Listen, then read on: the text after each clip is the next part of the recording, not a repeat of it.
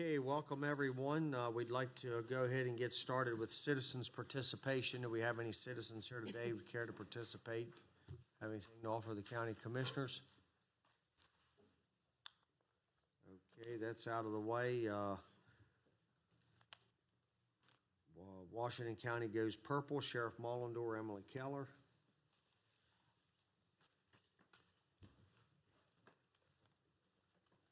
Morning, Commissioners. Good morning. How are you all this morning? Doing well, thank you.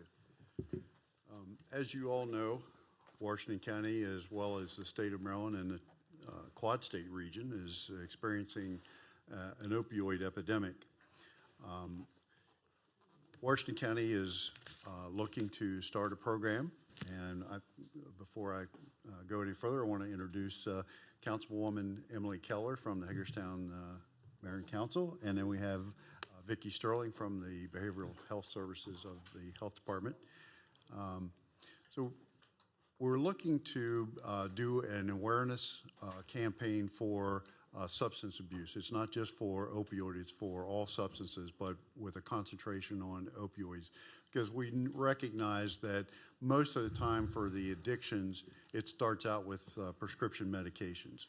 And not everyone is aware that, you know, Percocets and Vicodin and Oxycodone and so forth are just basically synthetic heroin.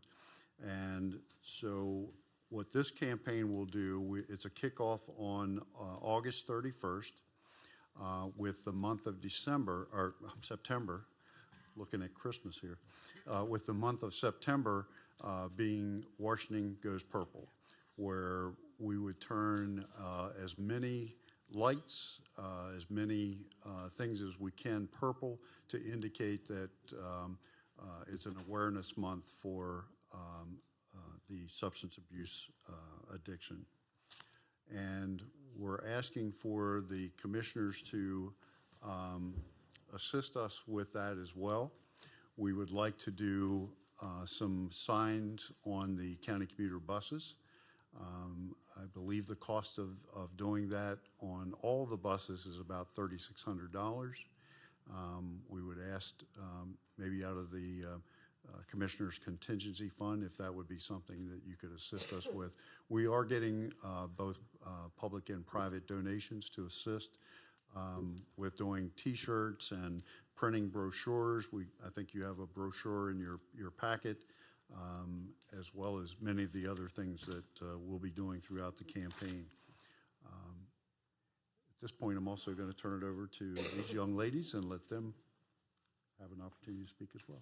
Good morning. Thank you for having us.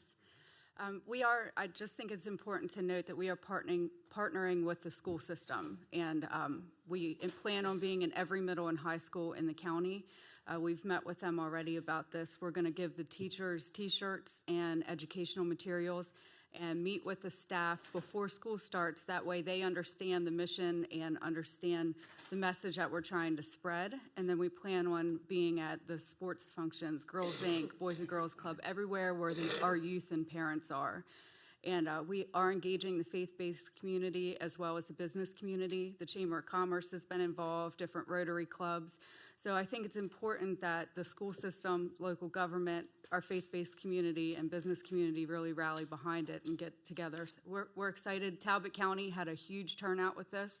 They saw a great improvement in their numbers and educating. I mean, what's more important than educating our children, especially at the point we're at? So we look forward and hope for your support. Thank you for having us. I think the important thing is we've done a lot of things in this community to fight the opioid epidemic, but one thing that we really need to step up and do is educate our youth and our parents. So I think this campaign is an excellent idea. We are also developing an evidence-based program so that the people on the committee can go and speak with children, parents, and we'll have that program for them. We're going to do a training at the end of the month. So thank you. You have to realize that we're generations from ever solving and getting out of this epidemic, and I think the pathway to that is certainly involving awareness and education in order to prevent our youth and others from even trying these synthetics and trying heroin and so forth to become epidemic. One of the issues that we have is, we have our athletes, our student athletes. When they get injured, what is one of the first things they do is give them painkillers. And we're advocating that maybe they don't fill those prescriptions for the painkillers, that they try at a lower level first, and then as they may need them for a short period of time, but at least to have those monitored. And so, this program is the beginning of that effort. Happy to answer any questions. Getting back to your ask, the way it affects our community, our county, have you gone out in any effort to get corporate sponsors for something like this first? Yes, we have. We're working on that as well, but it's going to take quite an effort for what we're planning to do. $3,600? We're doing corporate efforts, the Elks Club, various other You're asking us organizations. for $3,600, right? Or $36,000? Yes, but that's just a small portion of what we're actually doing.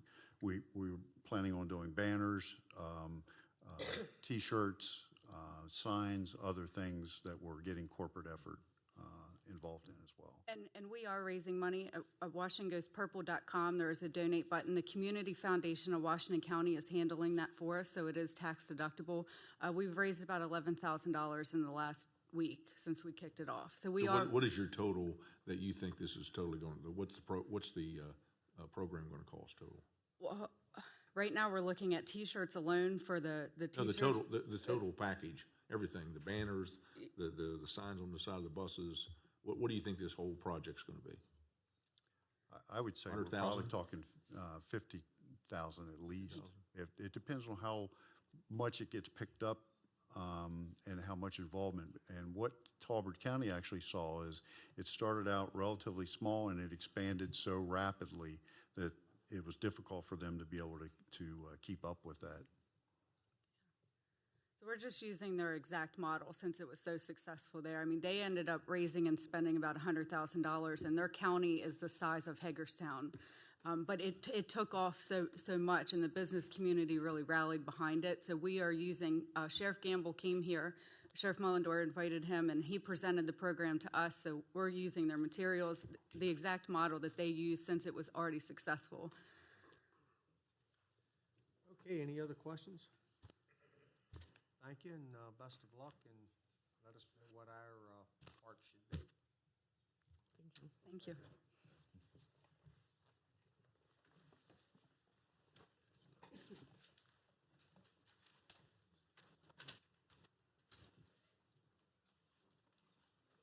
Okay, let's move down to the Boys and Girls Youth of the Year. Matt Hernandez Rockwell, and this is an award that's going to be provided from the county commissioners. And do we have anyone here from the Boys Club, Girls Club?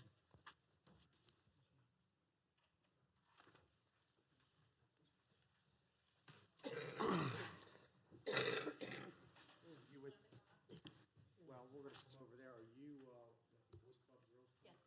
Do you just want to talk a little bit Sure, about the award? Good morning. My name is Addie Nardi. I'm the Executive Director of the Boys and Girls Club of Washington County. And we are super excited and proud of the fact that we, within our club, were able to win the State of Maryland Youth of the Year competition with this remarkable young man beside me. This is Matthew Hernandez Rockwell, and I will let him tell you really quickly, introduce himself. Fun, I get to say some stuff. So I'm Matthew. Like it says in my thing, I'm the Youth of the Year for the state of Maryland. So that means that for every title that I win, I get money towards my college education. And next month, I will be going up to New York to compete in the regional competition to bring the regional title back here to Maryland, because I don't want to lose, and I probably know that I won't. But I'm excited. Confident. Oh yeah, I'm very excited to be the winner for this year, and I'm very excited to be able to represent not only Washington County but the great state of Maryland in New York City in a month. So when you win, you got to come back. Matt is he's graduating from Clear Spring this year, and he's a graduating junior, which is remarkable in and of itself. 10 years ago, he came to Washington County, and he couldn't read. And he is going to HCC next year, so he'll be around for a while, and he has a big heart for the club, so he'll be around the club for a while too. Well, also we won't let him leave. Yeah, they can't get rid of me even if they wanted to.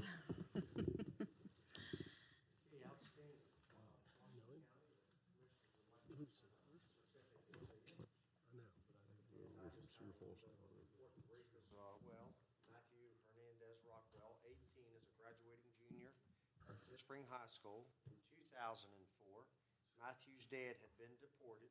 Shortly thereafter, Matthew and his 8 siblings were placed into the foster care program. He was eventually adopted and moved to Washington County. Matthew was not able to read until he was almost 10 or 11. But he never let that stop him. He remembers joining the Boys and Girls Club at an early age, and that is where his journey began. So the commissioners do have a certificate that we would like to proudly present to you. Matthew Hernandez Rockwell, in recognition of being the Maryland State Champion of the Washington County Boys and Girls Club Youth of the Year. We, the Board of County Commissioners of Washington County, hereby commend your accomplishment. Your hard work and dedication demonstrates that you are a tremendous role model for all youth to emulate. Congratulations on your achievement and best wishes on your future endeavors. Signed by all 5 county commissioners. Very valuable gold seal. So with that, let's have a picture.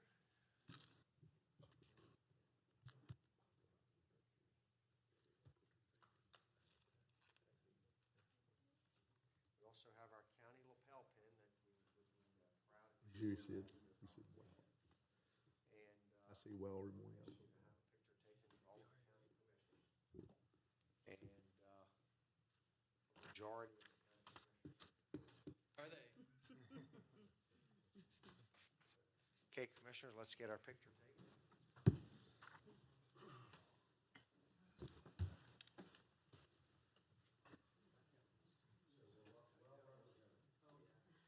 Great, thank you.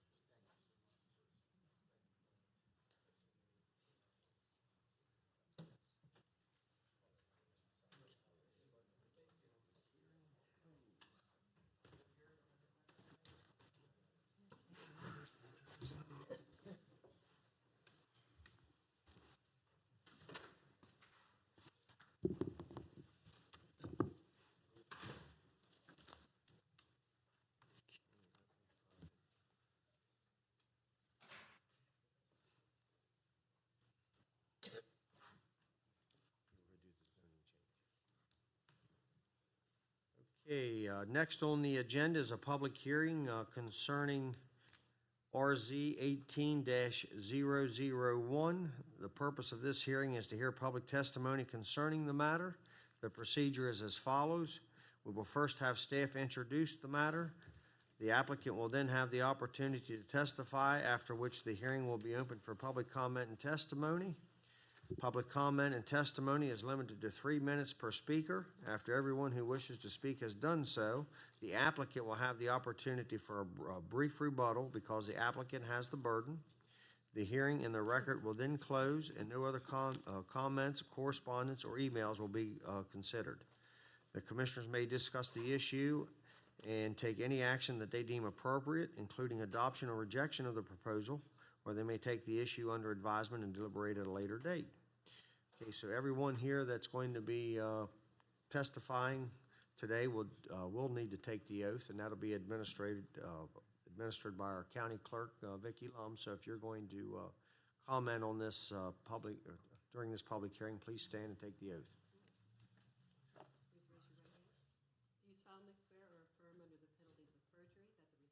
given and statements made will be the whole truth and nothing but the truth.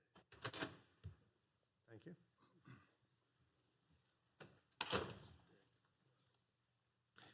Okay, staff, go ahead and introduce the matter. Morning, Commissioners. Good morning. This is piecemeal rezoning request, RZ-18001. The applicant is Thomas Bennett and Hunter. The owner is Chief for the Hagerstown, Washington County Industrial Foundation. The property is located near the intersection of Halfway Boulevard and Hopewell Road at 11661 Hopewell Road. The parcel totals 19.37 acres, and the applicant is requesting to change the zoning from highway interchange, or HI, to industrial general, or IG. A little bit more about the site itself and the vicinity. I believe you also got a handout which kind of shows a little bit more of that, what the businesses are and things in the vicinity. The site is a mixture of open, wooded, and rocky topography. There's a little bit more than 7 acres of forest on the site, 3.85 of which is under permanent protective easement. There is a mixture of commercial and industrial uses in the vicinity, particularly near the intersection of Hopewell and Halfway. You have a variety of different commercial uses, such as Exxon, AC&T, Freightliner, Super 8 Motel, a variety of different truck service type of businesses at that intersection too. And then as you go further up Hopewell Road into Hopewell Valley, you also have sort of moderate intensity industrial uses, Purina Mills, Performance Pipe, Paved Stone, Tractor Supply, and on as you go further into Hopewell Valley. The zoning kind of helps to describe those different land use patterns which I just illuminated. This site is surrounded by a large block of HI, or highway interchange zoning, which takes up the southern portion of Hopewell Valley, southern and central portion. And then you also have, just a couple of parcels removed, a very solid block of industrial general zoning as you go further to the north in Hopewell Valley. So you have more of a commercially oriented south in Hopewell Valley, and then you have more of a higher intensity industrial type of uses as you go further north into Hopewell Valley. In piecemeal rezoning cases, the local legislative body is tasked with presenting findings of fact based upon criteria that are defined in Article 27.3 of the zoning ordinance. These criteria include the report and recommendations of the Planning Commission, population change in the district, the availability of public facilities, present and future transportation patterns, compatibility with existing and proposed development, relationship to the comprehensive plan, and evidence as to whether there's been a change in the character of the neighborhood or a mistake in the current zoning, both since the time of the last comprehensive zoning plan. Those criteria are analyzed and elaborated upon in greater depth in the staff report, which you have included in your agenda, so I won't belabor their analysis here in this introduction, but I do want to just point out a couple of pieces of relevant information before we hand things over to the applicant. The Planning Commission did hold their public information meeting on March 5th to address this piecemeal rezoning. The Department of Planning and Zoning sent out letters in advance to notify adjacent property owners, and at the public information meeting, information was presented by staff, the applicant, and public comment. The opportunity to comment was offered. The matter was then acted upon at the Planning Commission's regular meeting in April, on April 2nd. Regarding transportation patterns in the vicinity, there is one notable road project that'll be occurring very nearby to the site, which I think you should be aware of, which is the extension of Halfway Boulevard from where it currently lies just west of the subject rezoning site. It'll be extended all the way to Maryland 63 or Greencastle Pike. It is named in the CIP as being an alternate access route to Maryland 63 or I-70 for heavy truck traffic traveling to or from the industrial park on Halfway Boulevard extended. Aside from the criteria that I mentioned earlier, the major thing to be established in piecemeal rezoning cases, again, is whether there's been a substantial change in the character of the neighborhood since the time of the last comprehensive zoning plan, in this case being the 2012 urban growth area rezoning, or a mistake in the current zoning made at that same time. In piecemeal rezoning cases, there is a strong presumption that the current zoning is correct. The applicant does bear the burden of proof in these cases, but proof, even if offered, doesn't require the legislative body to approve the rezoning. The applicant, in this case, has claimed there's a mistake in the current zoning. Staff has analyzed that again in the staff report, and of course, the applicant will be presenting their arguments here shortly regarding that.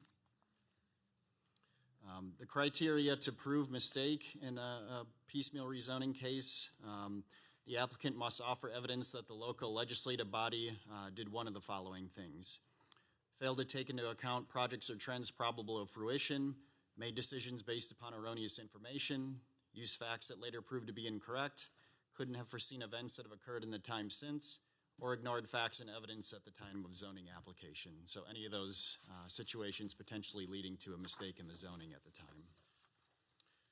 Staff's recommendation is included within the staff report for you to look at. The Planning Commission did recommend for approval at their April 2nd meeting, and thus far we have received just one public comment, which was for this proposed rezoning. I believe that was also distributed to you this morning within your agenda materials. That's all I have. Thank you. Okay, we'd like to ask the applicant and come up and give you an opportunity to testify.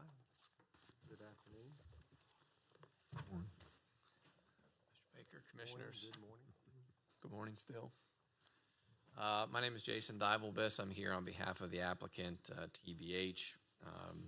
As Travis pointed out, TBH is the contract purchaser of plus or minus 19-acre tract out here off of Hopewell Road, and the request is to change the zoning classification of this property from its current classification of HI, Highway Interchange, to IG, Industrial General. As Travis pointed out, and as you all are very well aware, the property is located within the Hopewell Valley area. Hopewell Valley is identified by the comprehensive plan of the county as a targeted economic development area. It's essentially bounded on the north by Route 40, south by I-70, west by Route 63, and the east by I-81. It's described in the comprehensive plan as an area characterized by moderate to heavy industrial activity, and identifies that there's been significant development in the latter part of the 1990s. Development's primarily low-tech in nature, with emphasis on manufacturing, warehouse, distribution centers, and freight transportation and support facilities.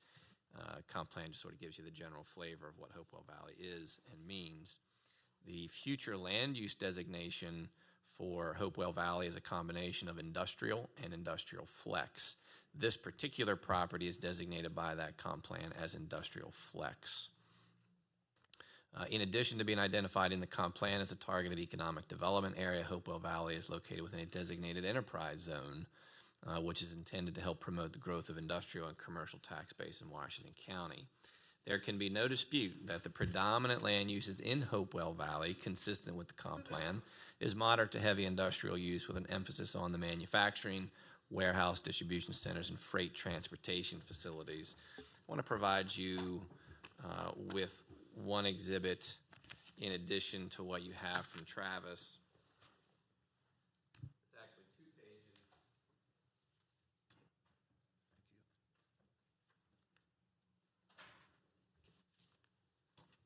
Two pages shows you several different things with regard to the property and surrounding area.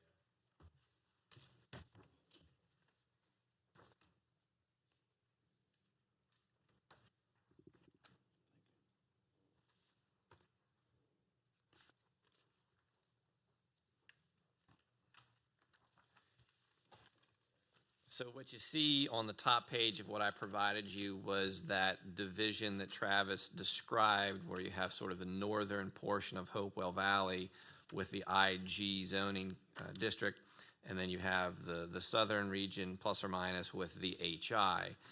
The yellow tabs that you see there that are numbered corresponds with the chart on the second page that identifies what those uses are.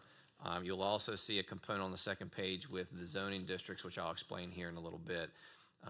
But you can see from the nature of these uses and these users, again, Hopewell Valley characterized predominantly by industrial type uses. Now, although the uses in Hopewell Valley are remarkably similar, again, there are two zoning designations out here in Hopewell Valley.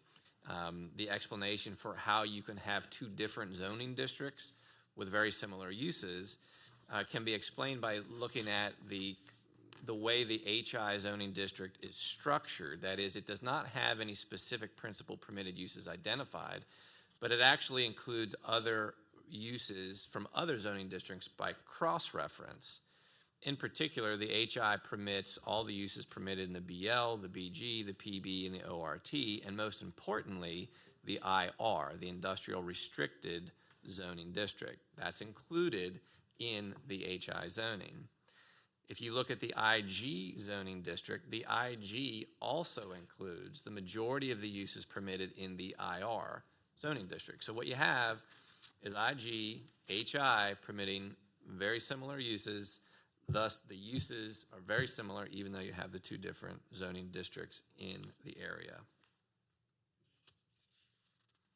And actually, that ties in then on page 2. You can see in the chart that I did, the different columns represent the different zoning districts. To the far right of that table are the different districts incorporated by reference into the HI, and on the left you see the IG.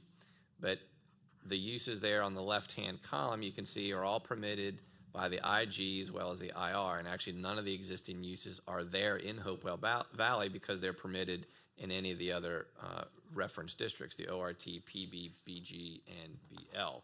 So in other words, all the uses out there are permitted because they're allowed in the IR component of the HI.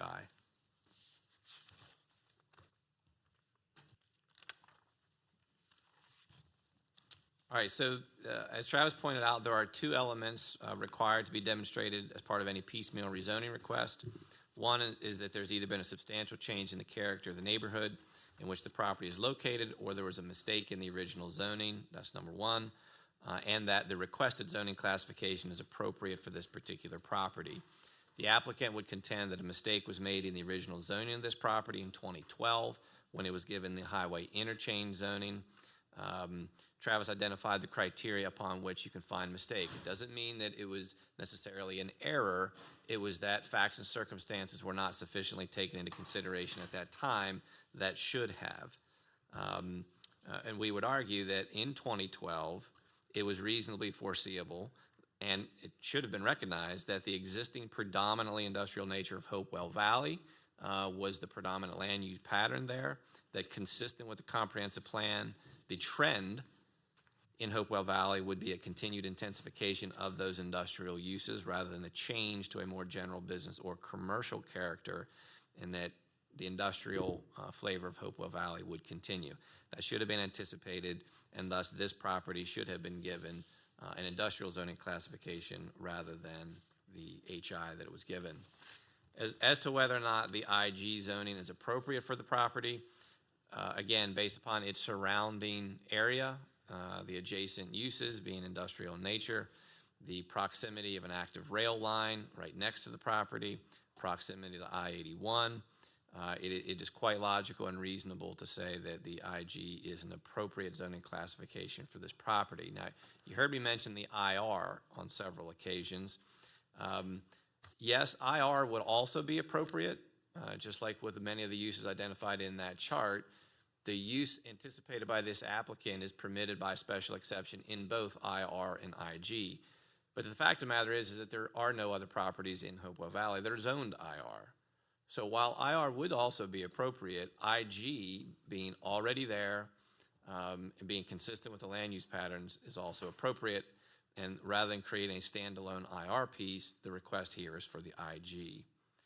Therefore, in sum, TBH, with the consent endorsement of the current property owner chief, respectfully submits that a piecemeal rezoning of the property is justified due to a mistake in the original zoning in 2012, and that a classification change for the property from HI to IG is appropriate, considering the character and condition of the property and the surrounding areas, as well as its consistency with the comprehensive plan's designation of the property for industrial flex land use. If you have no questions for me, I'll stand down.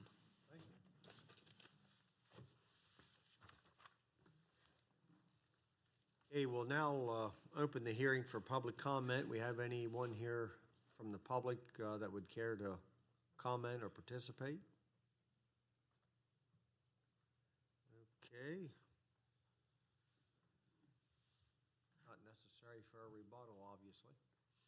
It's as brief as I can make it. You could rebuttal your rebuttal. Commissioners, any questions, comments? Public hearing is now concluded, then the record is closed. Okay, any direction?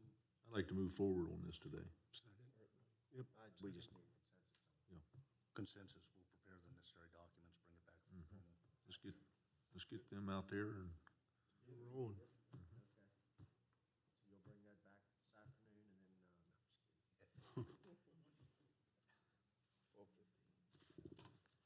Very good. Consensus to Forward. move forward with approving the rezone. Yes, Yep. thank you. Thank you. Okay, thanks to everyone that participated and provided information.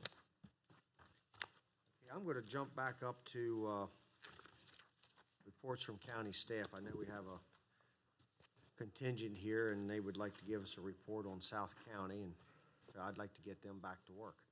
So let's go right to reports from county staff. We have anyone here today would care to provide a report?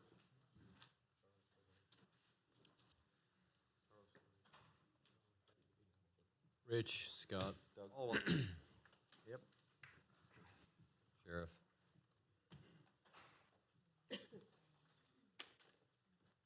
Andrew.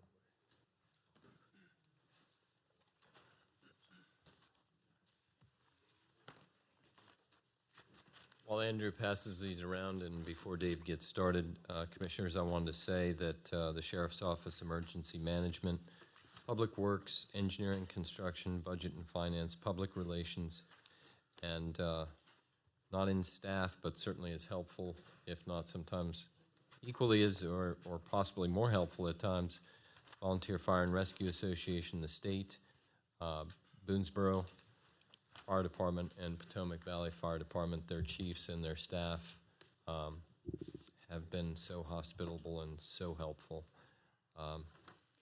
But you have before you a map, and one of the things we've done is to try to lay this out visually, to be very helpful, communicate with both you and the public as to what the status is, and also to address that status as rapidly as possible. With that, I'll let you go ahead and get started. And just, if I could add just a couple accolades to that real quick. I want to make sure that we recognize that the Volunteer Fire and Rescue Association, the Hagerstown Fire Department, and a multitude of other volunteer agencies throughout the county have all been participatory throughout this. And I'm sure there's some that we've yet to name, but hopefully through time we'll get to acknowledge their participations as well. But overall, I'm not going to go back to last Tuesday evening other than to say that that's where this all began.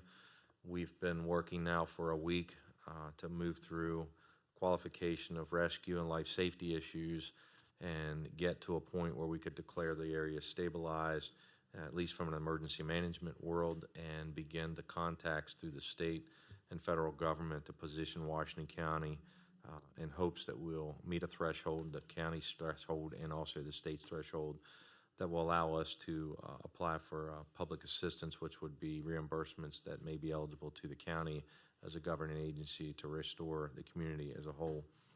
What we do plan on doing is Thursday evening, May 24th at 7 p.m., having a town hall meeting. That will be the emergency management and county staff there looking to continue the distribution of information to the citizens about what services might be available or how to make sure that we connect them to local, state, and federal services that may be of assistance as they move through the recovery process.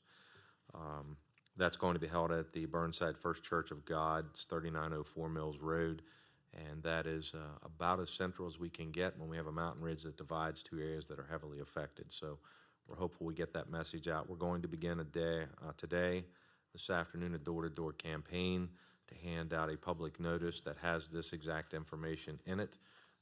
We don't want to assume that everybody can get it through electronic media, so we're going to work hard to get through that area in the next 24 to 36 hours, and we'll be utilizing the Sheriff's Office, the volunteer fire rescue community, potentially students out of the Tech High Academy, and just basically saturating that area with people. And we're trying to put a face with a message and I believe you can't replace a handshake. So we're going to do our I best have to a put question. People will have identification on them when they go door to door to That's correct. clearly define so no one's scammed or falsely taken The advantage goal would be to have them in a county marked or some type of fire and rescue or sheriff's department marked vehicle, but certainly everybody will have some type of identification, and all of them will be carrying this particular letter, which our message has been systemic throughout, is if you're not getting it from county government, it's not the accurate information. So we're working to do that.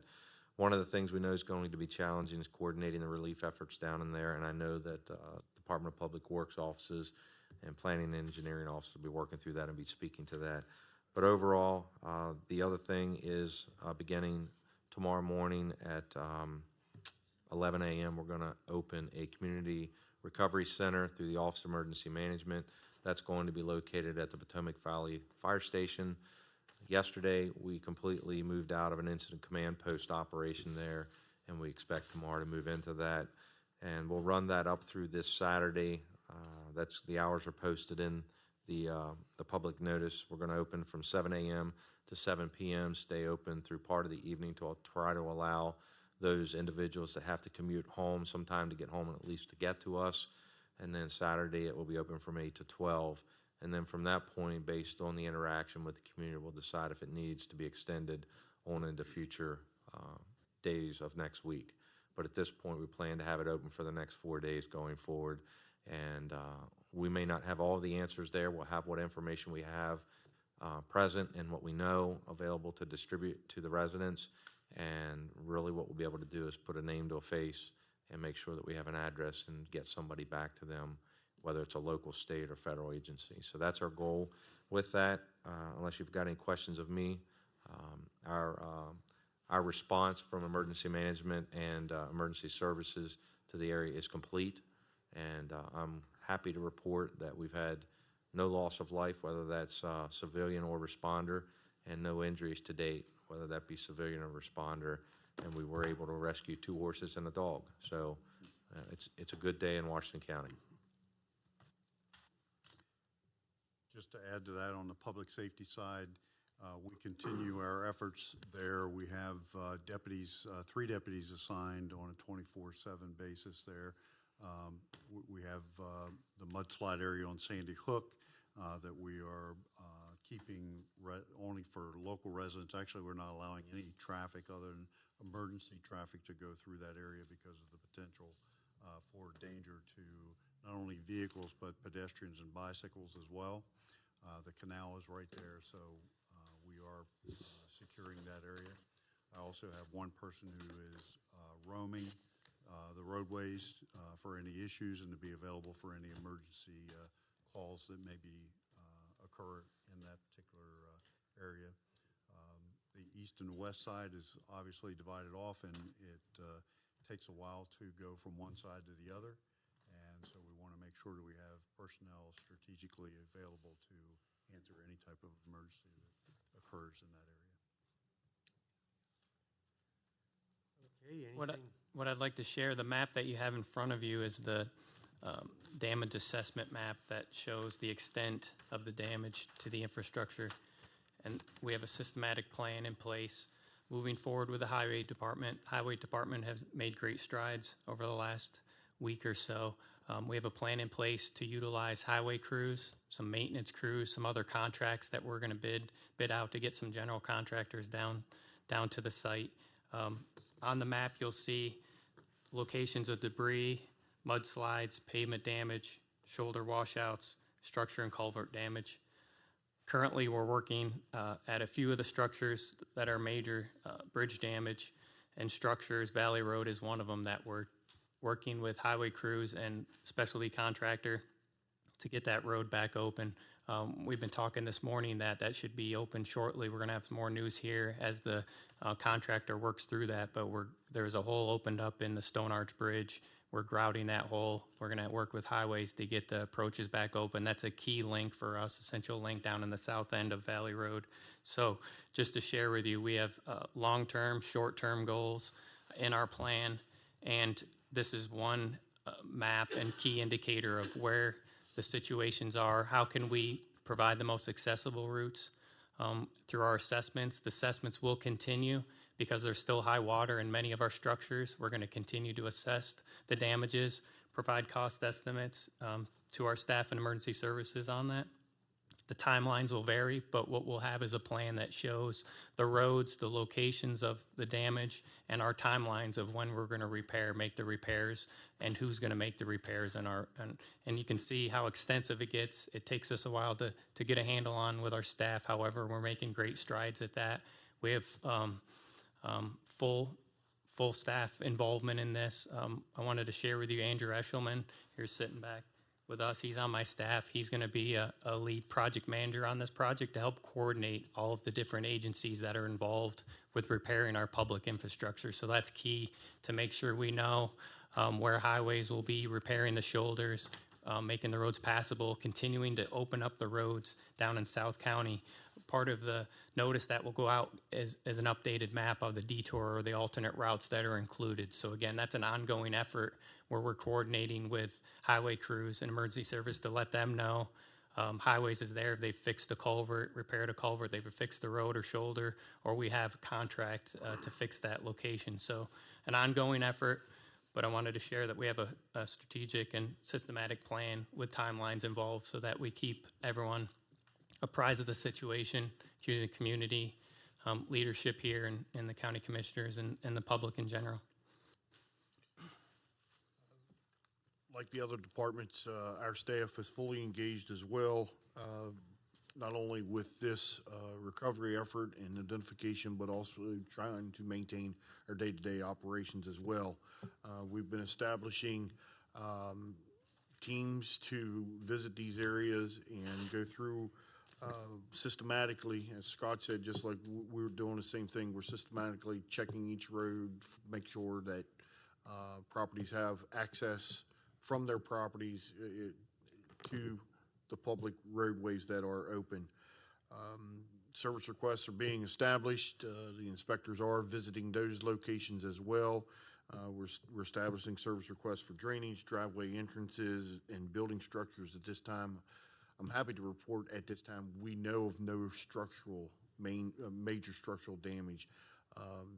Building damage at this point has been contained to flooded basements that were possibly a finished basement or whatever that will need to be visited. But so far, structurally, the county residents are in good shape as far as we know. Nothing's been reported to us. If it is, of course, we'll visit that right away. We've been prioritizing everything and visiting what we consider to be the most serious and trying to work on those first. Last Friday, a specific email and phone number was established for residents to be able to contact the county. Our department has been monitoring that. Over the weekend, it was started out a little slow, of course, till the word got out, but we see that whole system picking up. We're getting a lot more calls. We're taking them there and on our regular lines as well. So staff has been engaged with that, and I also have to send out a special thanks to Tim Lung and his department, Plan Review and Permitting. They've stepped up and also helped assist all of us with whatever we need with additional administrative staff to be able to help man the phones, take the service requests, help coordinate everything internally within 80 West. So thank you. So for some structure to this, as you were told, there are 4 stages. We're moving between stage 2 and stage 3, which is excellent progress, and it's a result of these folks. Dan DeVito's here. I know environmental management is also did a lot of their vacuum truck, I think it's called, did a lot of sucking of water that was on a roadway down in South County. Helped immensely in helping to get that opened up. But we have some significant landslide is one action. There's a historic bridge that's damaged. There's other bridges that are out, as you can see by this map. But the idea here is that we're giving this structure so that we can tell by the metrics in place that we're moving forward. And we take this, and these gentlemen and ladies involved, Brittany's here, she was there over the weekend as well, very seriously. And all lines of communication are open. I think staff's doing an excellent job, and the sheriff has been, and your staff has been there right alongside us, so thank you. And I know Dale Hill, your volunteers and your chiefs, the hospitality they have exhibited has been fantastic, honest to goodness. Yes, thank you. And there is a community meeting scheduled again. Yes, Thursday. May 24th, 7 p.m. Yep. And this, what you have here should be on all your desks. This is what's going to go out. This is what Dave indicated. We have how many of these going out? About 1,500. About 1,500. Brittany has prepared 1,700 copies. Yeah, there's 1,500 residents. For clarification on structural damage, Rich was talking about private property, which is very good news. The unfortunate news is, which Scott is dealing with and Andrew Eshelman will be dealing with, the coordination is the county and public infrastructure property is significantly damaged. So on this, much different than Clear Spring, private property, and that one was large. Public property wasn't as large. This is completely reversed, where it's public damage. Not to say that private properties haven't been affected, but the private property is probably significant. Also, please correct me if I'm wrong, Dave, but for facts, 10.5 inches in Dargan fell. That was throughout the community. 8.5 is the state requirement to meet for the federal assistance, right, and 500,000 county. I'm sure we'll meet that easily. As I mentioned, environmental management involved, the stages, and the hard side, the infrastructure approach, and Andrew's lead on that, and the soft side, which is all the other services, and Dave's lead on that. Thanks to each and every one of you. You guys were just exemplary. I have not heard any serious complaints at all, other than a couple of private road issues, but just thanks to you and your staff and everything that you've done for South County. You guys have been just unbelievable, really. Absolutely. Glad we can make a difference. Oh, this gentleman has done significant duty working and collaborating, so heaven forbid I miss all the work he's done too, and working with all of you. So thank you. I certainly want to add that from this side of this desk as well. As Rob and Jim have just been phenomenal. Jim, I know we spent time Tuesday night overnight till 3 or 4 in the morning. Rob, I woke him several times throughout the night, and each time we worked to try to make the situation better. And again, position ourselves for where we are today and make sure that as we're ready to move forward with recovery, that we had all the players and all the pieces in place. So, we'd be remiss if we didn't acknowledge our county leadership as well. I think it's also important to note that we have working directors here at the county, from Jim Sterling down in the ditch, directing the backhoe work, Ed Plank, yanking vacuum hoses out of ditches, ripping guardrails off, Scott Hobbs right in that ditch with Jim, looking at how to do these things. Dave Hayes, the sheriff, trying to stop traffic on Sandy Hook, which was on Sandy Hook, the landslide. So we have working directors, from Rob being there, getting wet, getting in the mud. Your directors don't sit in their offices. We're on the scene, getting dirty, helping the guys that do the hard manual labor. So you should be very proud. Thank you.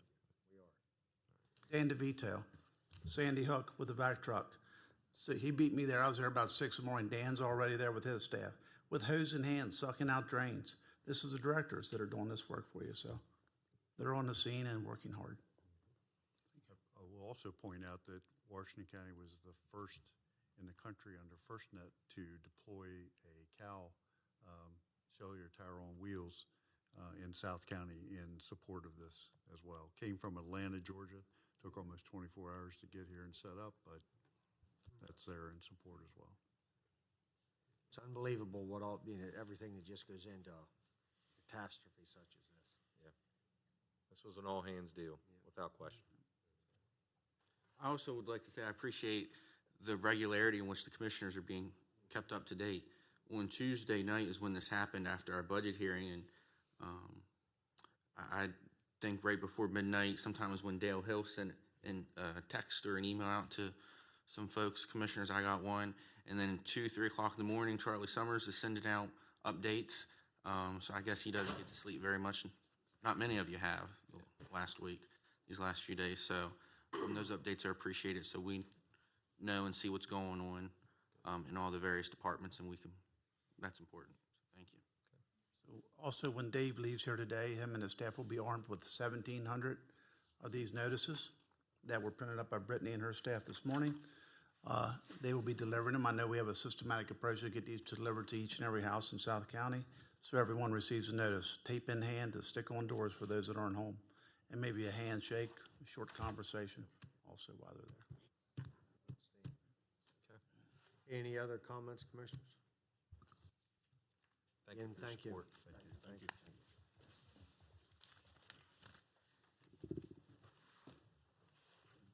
Any other staff reports from the chambers?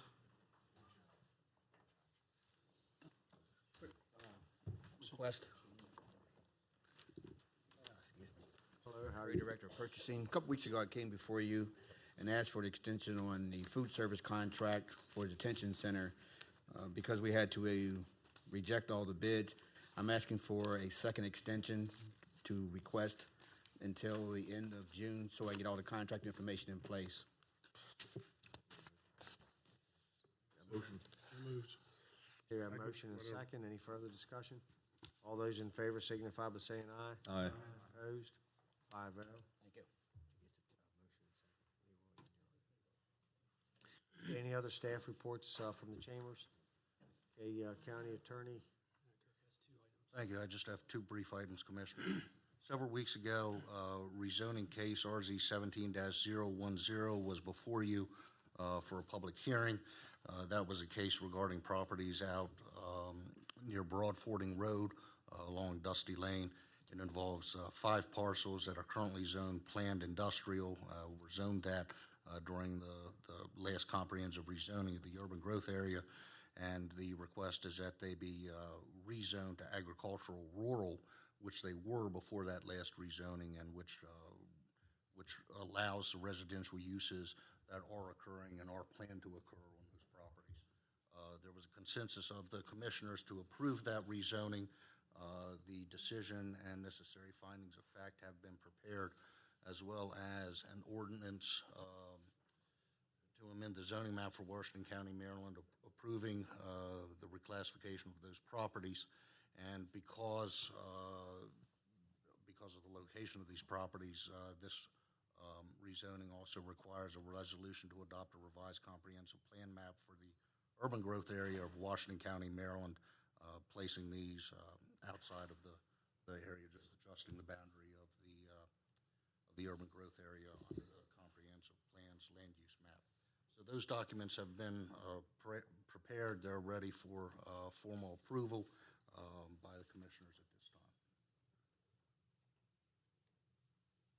So you just need a motion to...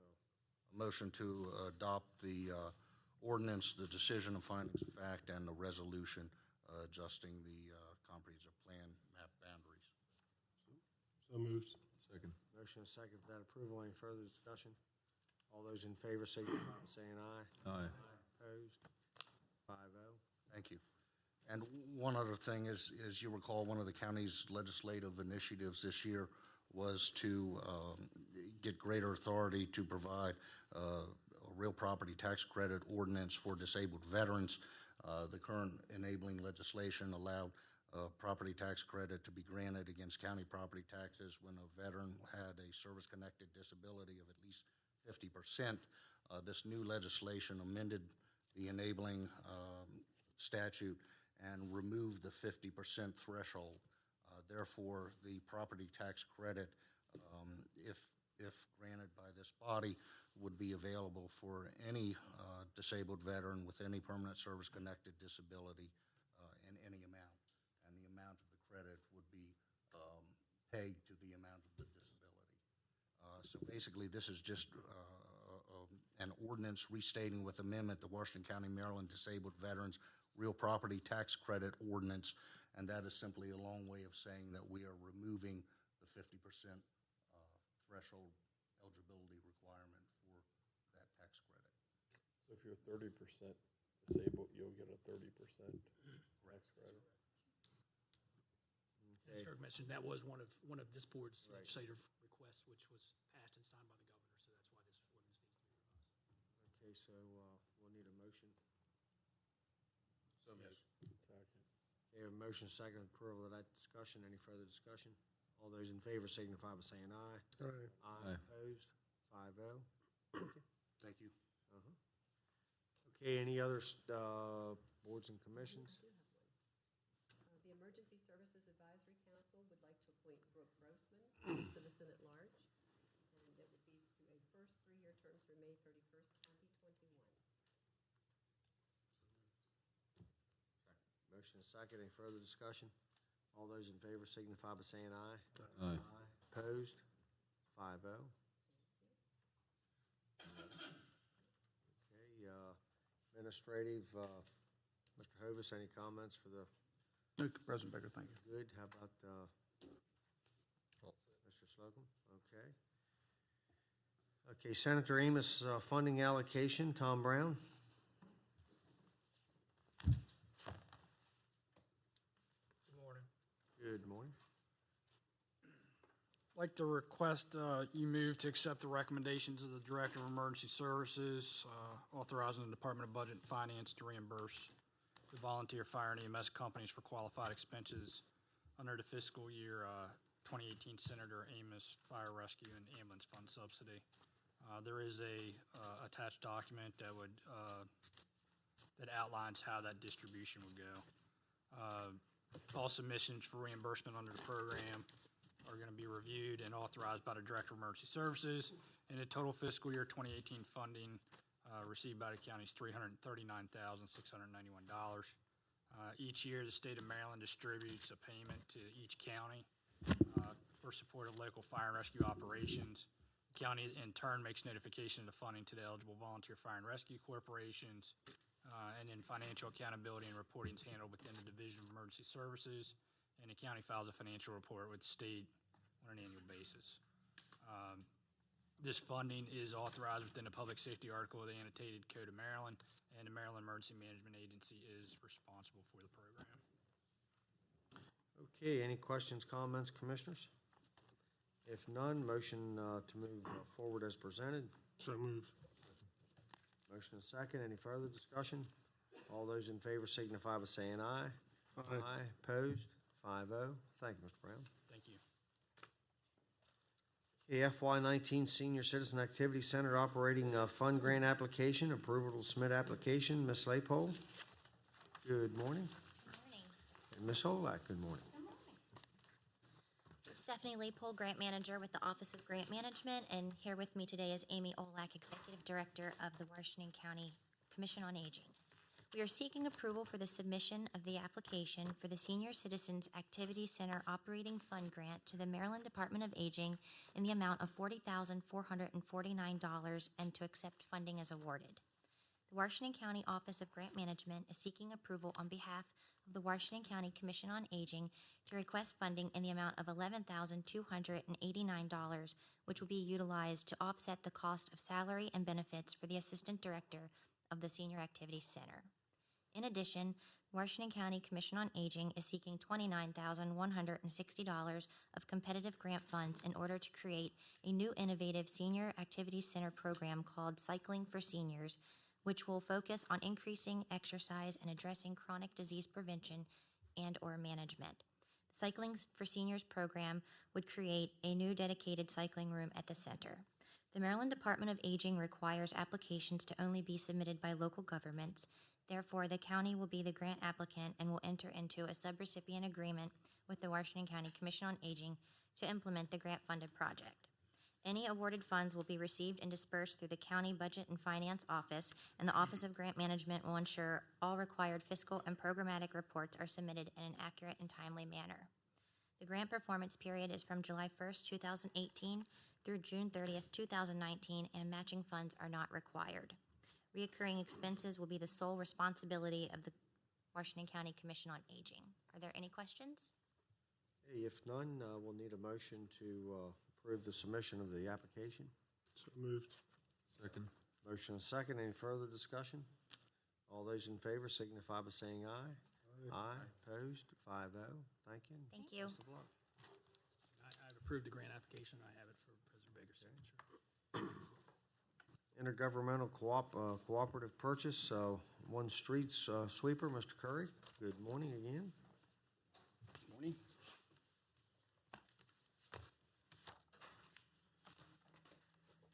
Subject before you, the intergovernmental cooperative purchase for one street sweeper. Recommend a motion to authorize a resolution of purchase of one street sweeper at the cost of $308,784 from, I might not pronounce this right, but WashCo Industries of Huntsville, Alabama, and to utilize another jurisdiction's contract that was awarded by the National Joint Powers Alliance.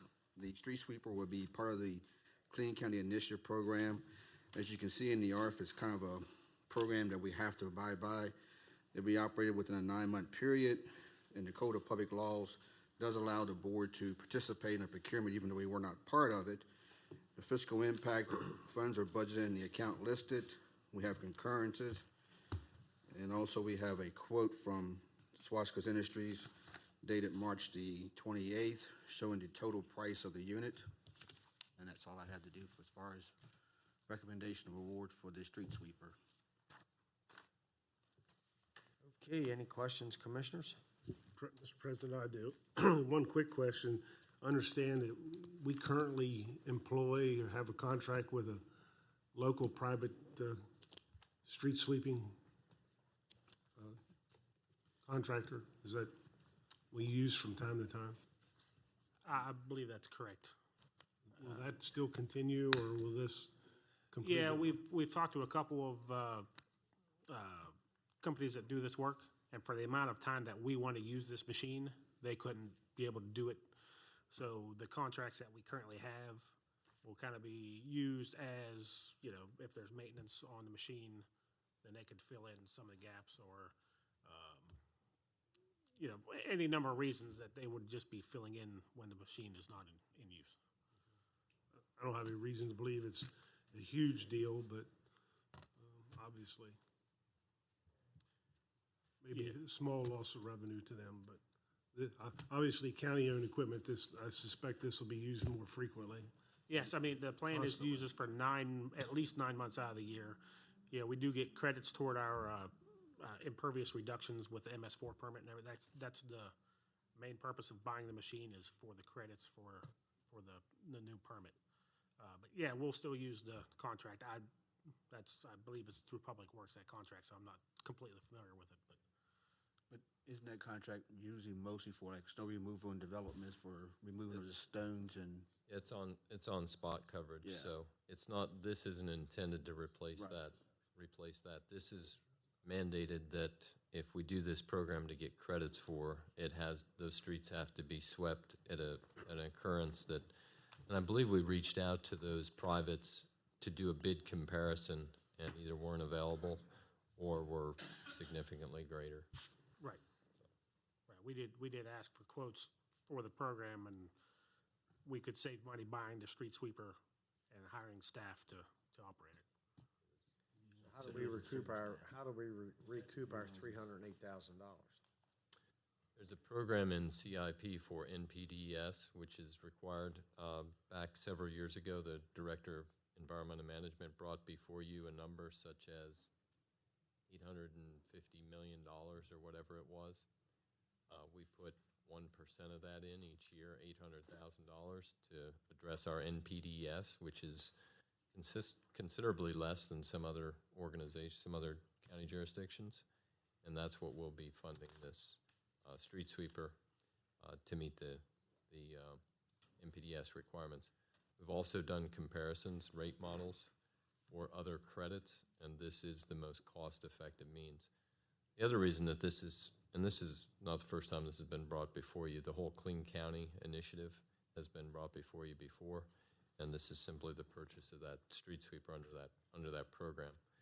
The reason that we also like this is because it's a marked enhancement to the streets, and to the other portion of this program is to the streams that'll be cleaned, not with the sweeper obviously, but it's something that the public can see. Whereas some other things, some stormwater facilities and so forth that are being installed by others, incredibly expensive.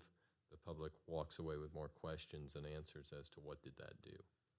So this is an enhancement on two fronts, both permit-wise with the state and with an enhancement to the beautification of the county.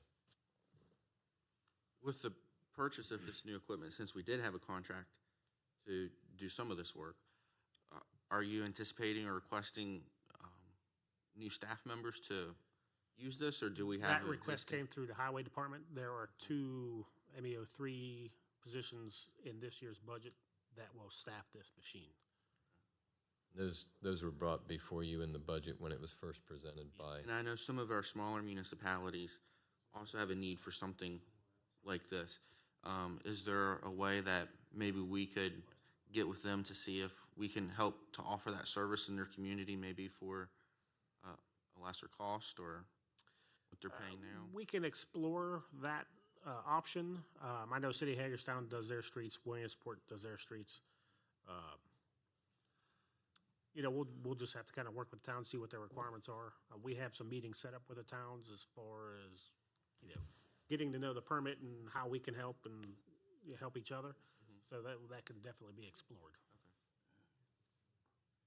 So I guess my question was, he just mentioned 2 or 3 employees, street sweeper.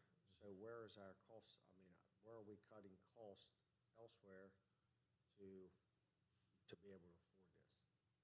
Yeah, you have 800. Saving money to be able to. You're not saving money, quite frankly. It costs. This is a regulatory requirement similar to the $12 million for the Conococheague plant, similar to other regulatory requirements that the tax burden locally is required. It has been increased, and this is an MPDS requirement, and it is, quite frankly, as cost effective as we can possibly make it. That cost is coming out of $800,000, which has been programmed over the years in your capital budget. So this is being paid for out of. Out of that, yes. It's not a new or different budget line item. It's how we're spending it, and it's taken this amount of time to go through the model to be sure that we're being deliberate and most cost effective in how we have to spend the money to meet the permit. Quite frankly, This money comes out of the $800,000. It does. annual. Yes. Yes, it does. And the savings also comes from the fact that when we talked to the consultants who do this for a living, it was going to be $250,000 to $300,000 a year for the services. So we're spending that much upfront to buy the truck.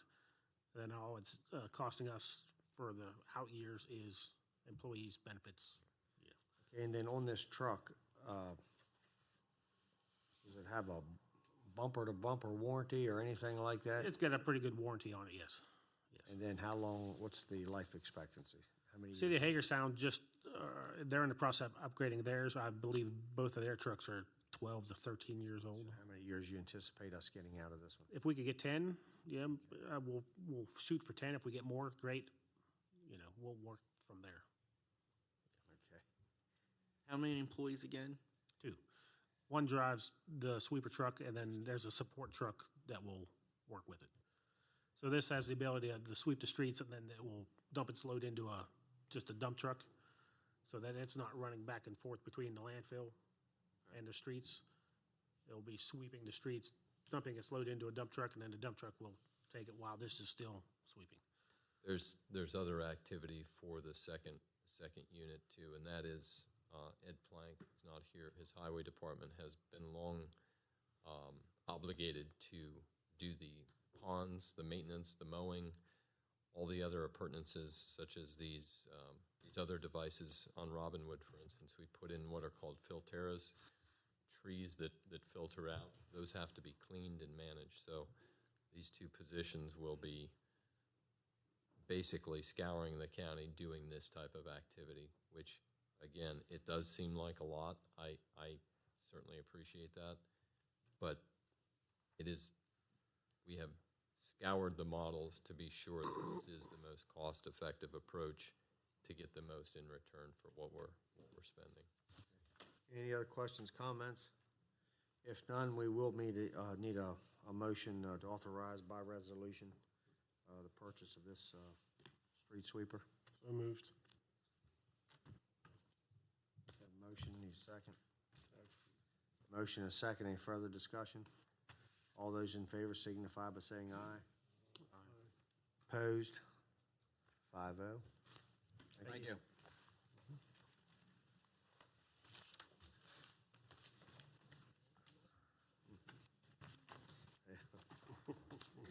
Exact.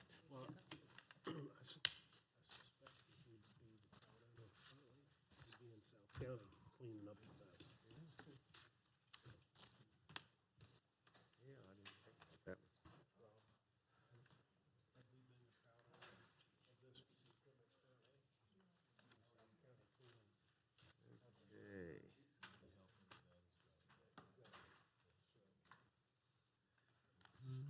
Okay. Okay, proposed establishment and modification to certain landfill user fees for FY 2019. Okay, we're going to have to adopt the proposed well, we don't have to, but the recommended motion is to adopt the proposed landfill user fees for FY 2019. And Mr. Masons and Ms. Greaves are here to provide a presentation.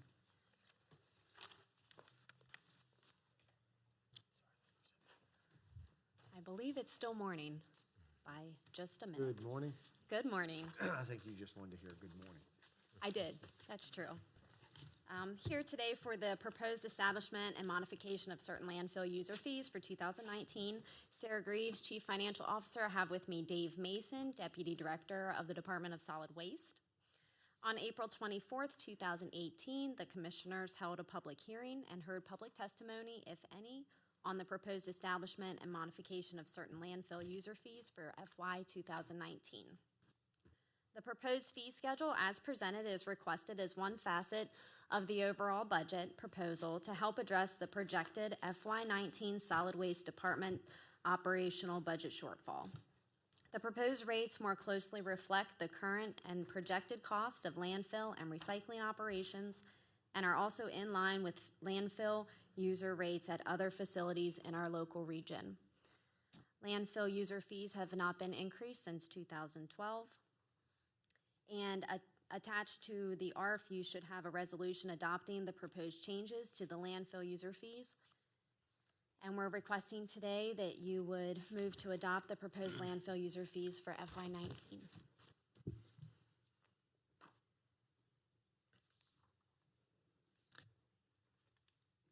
And I just thought of this question, and I don't know. I don't expect you to be able to answer it, but it's not a hard one. You just don't have the information with you. So we have our current permit cost, and then we have our proposed permit cost. How much? Do you know how many of those permits? I guess how much did they go up in the year 2018? I guess I would like to see 17, 18, and 19. I only see 18 and 19. They have not gone up since 2012. Okay. All prices have been stagnant since 2012. That's the answer. Thank you. How about the number of permits? For each, I mean, we sell about. I mean, just overall, I mean, do you see the permit numbers just in general going up more? They hold steady, 3,000 regular residential permits, roughly. Mm-hmm. That may fluctuate 50 to 100 a year. Sometimes we're up, sometimes we're down. Usually when they fluctuate, we might see a few more of the permits sold after January 1st for half price. Whether that's related or not, I don't know, but we're holding steady on our permits, number sold. Okay, any other questions, comments on these proposed permit costs? Let me get back to my beginning page here, and we are looking for a motion to adopt. So if One quick question. Under carcasses, I think we talked about that. Am I confused? is the proposed $200. I thought Per ton, but the minimum fee applies. so the minimum fee is It's proposed to be $15. $15, okay. I think I'm a little hesitant about moving forward. I think the waste to energy deal we'll know a final outcome on that June 30th, July 1st, I think is the deadline on that. That could, if it works out, change how the landfill operates, or so I'm kind of hesitant being so close to that deadline to make a change now. And then also, if the deal doesn't materialize, what recourse for our county attorneys, what recourse do the commissioners have to recoup that loss? Well, obviously, I'd like to discuss that at some point with you. We probably shouldn't discuss that publicly. But I think I think, and I don't have that in front of me, but I think the deadline, I think it's towards the end of July, I believe. Depending on what happens, we'll have some recommendations for that, but I can share that with you. Well, given that, I just don't think now is the right time to discuss changes in the prices. Well, if I may just interject. Sure. Yeah, we will have most likely at least 2 years between whenever that contract is awarded and we go live with the waste-to-energy facility. So my goal is I've tried to minimize the fees that we're raising just to kind of break even, keep costs, keep from, my head above water as far as the landfill fees go until we get that renewable energy, waste-to-energy machine going. So yeah, there will be a period of time, before that's online. Another thing to remember for this conversation is that the Solid Waste Fund is an enterprise fund and should be provided through the user fees that it charges to be able to pay for its budget. And we do have the FY19 budget balanced with these fees increased. Besides your enterprise fund, is there any fund balance for like closing down sales and the sales in reserve? Yeah, we do hold post-closure in reserves for this. I mean, we have an annual allocation of about $400,000 per Why year. couldn't some of that money be used to hold down rates? Those funds are dedicated through an established GASB Those sales pronouncement. won't be closed for years and decades. Is that not correct? So why don't we give the taxpayers a break and give some tax relief and maybe use some of that funding and not raise any landfill fees this year?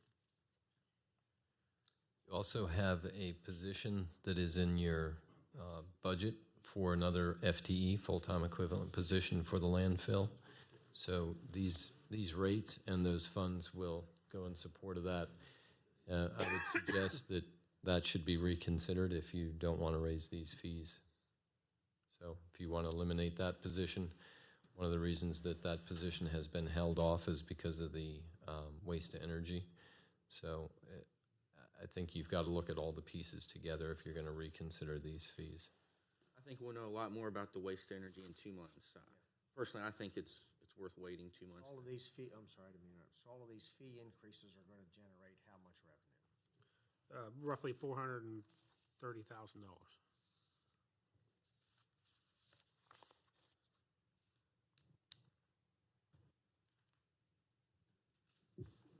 Like I said, that's, the tires, our contract has gone up over the last,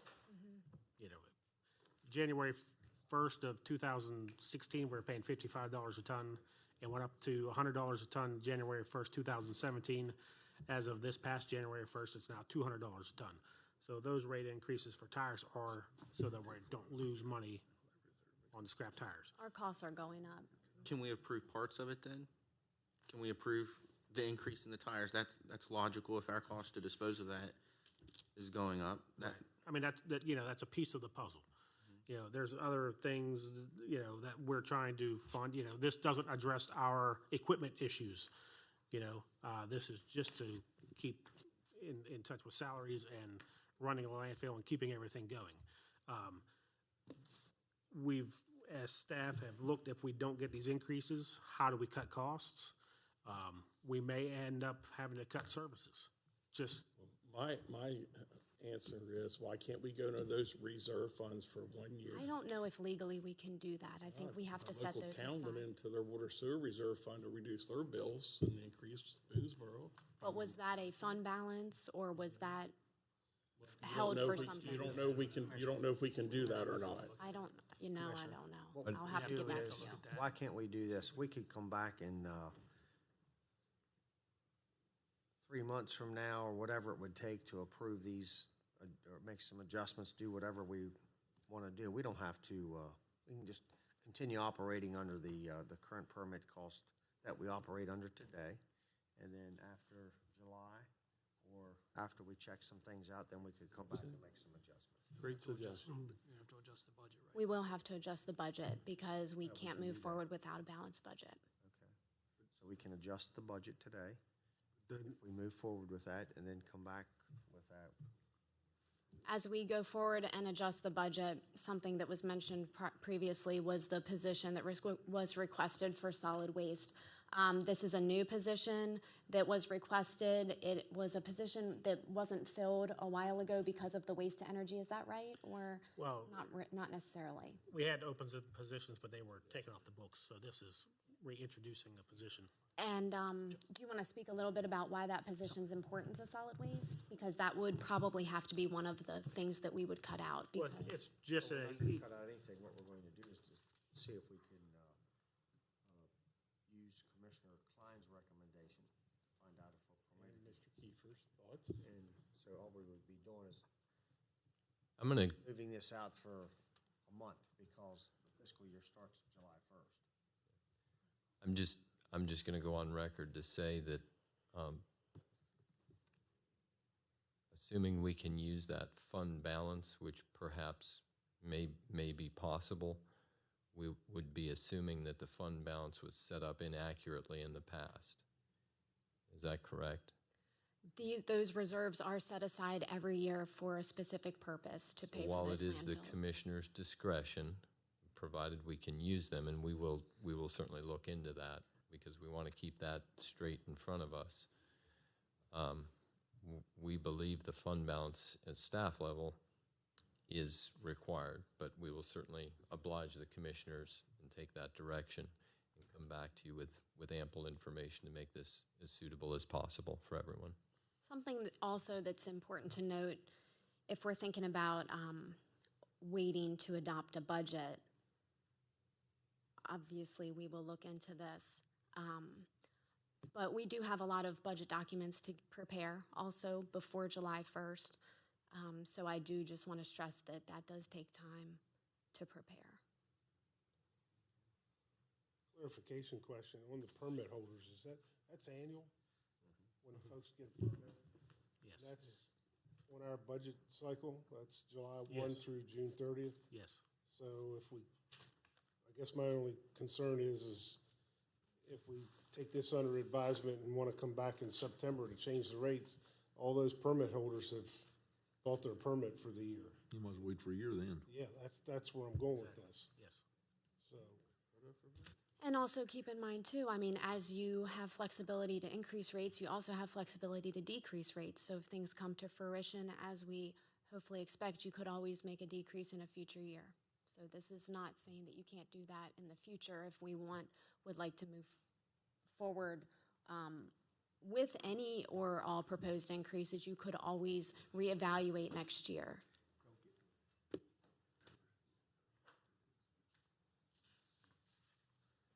I guess one further clarification. You buy a permit for a year, but let's say a new family moves to town in September and they come in, they get charged a pro rata for their No, permit? well, it's full price until January 1st, then we reduce it to half price. And it's, so we do prorate it slightly, but it's only 50% after 6 months. I understand. Okay, if no further discussion, I think heard from the commissioners, unless someone wants to make a motion to move it forward as proposed. I don't know if the votes will be there. So we'll just take the two recommendations under consideration, and then they can bring some information back to us. if we move forward with the budget today, we'll make our adjustments. I don't think we can move forward with a budget until we get the answers of those questions that were asked. We'll have to return, and you don't have a meeting next week, so we'll have to return with you, to you, in June with this. Okay, and then, Unless the only other thing, because of the urgency of the budget and so forth, you do take a lunch break, staff can possibly come back this afternoon and I can provide get as those much answers for information you. as we possibly can to you. This is a fairly urgent matter, so it may warrant that discussion. Why don't we have a meeting next week? Is it because of Holiday, yeah.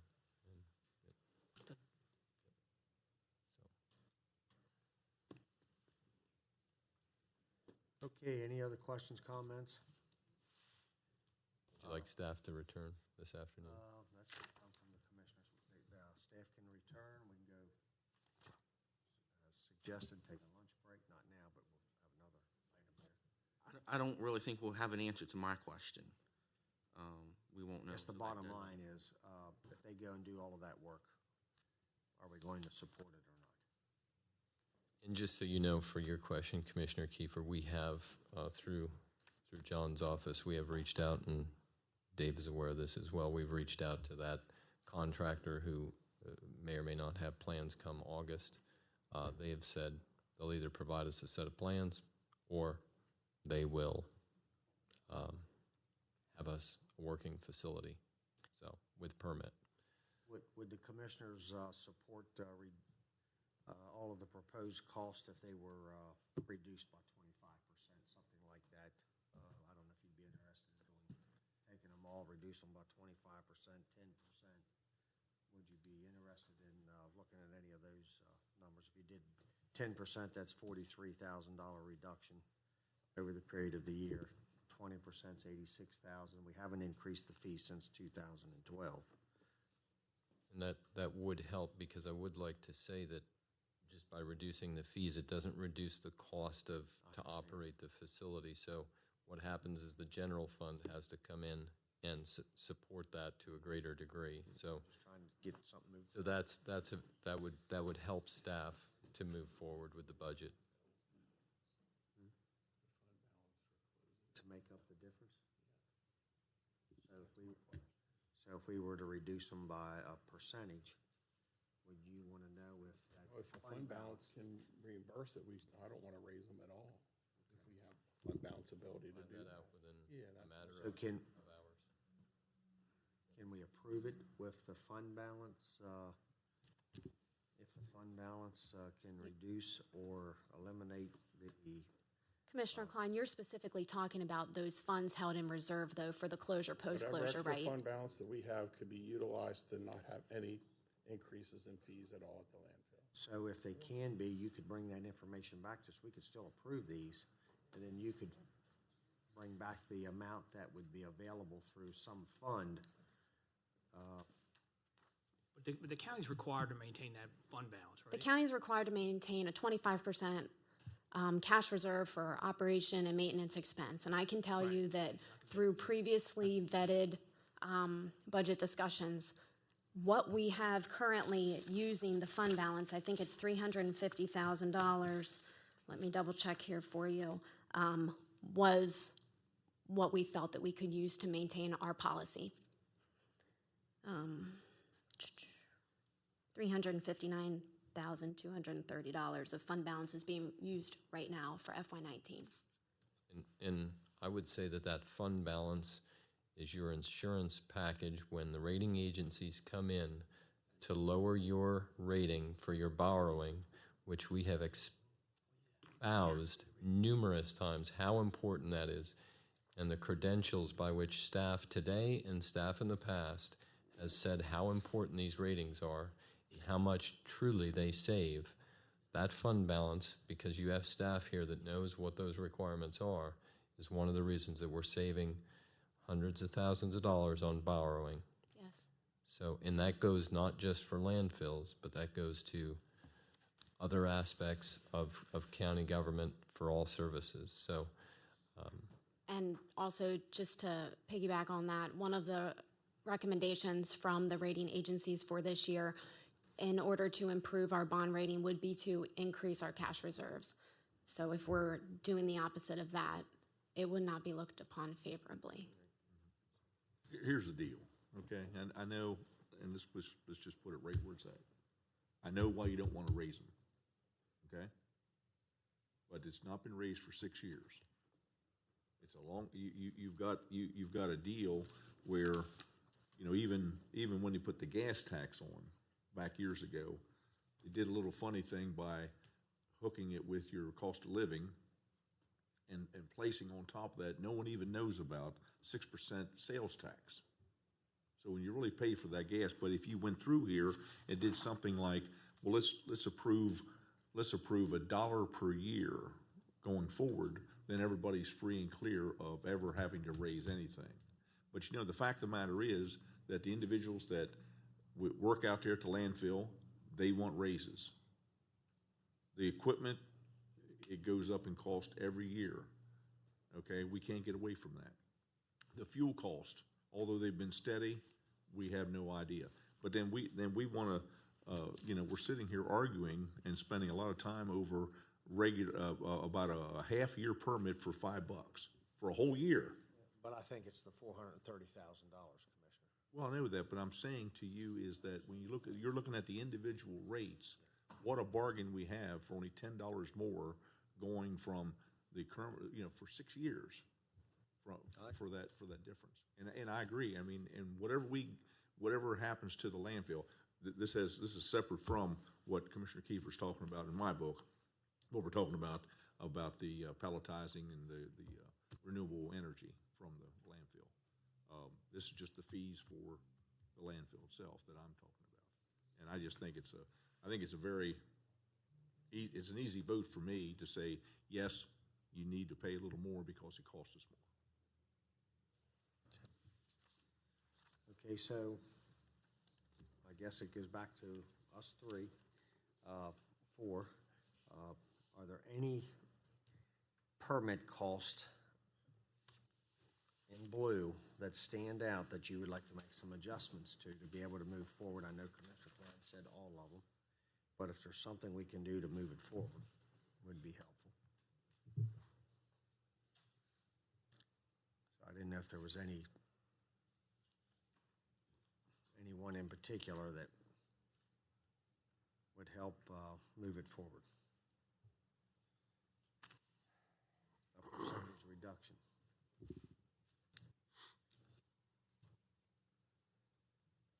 Make a suggestion if that's what we're here. That's what we're trying to do, Commissioner.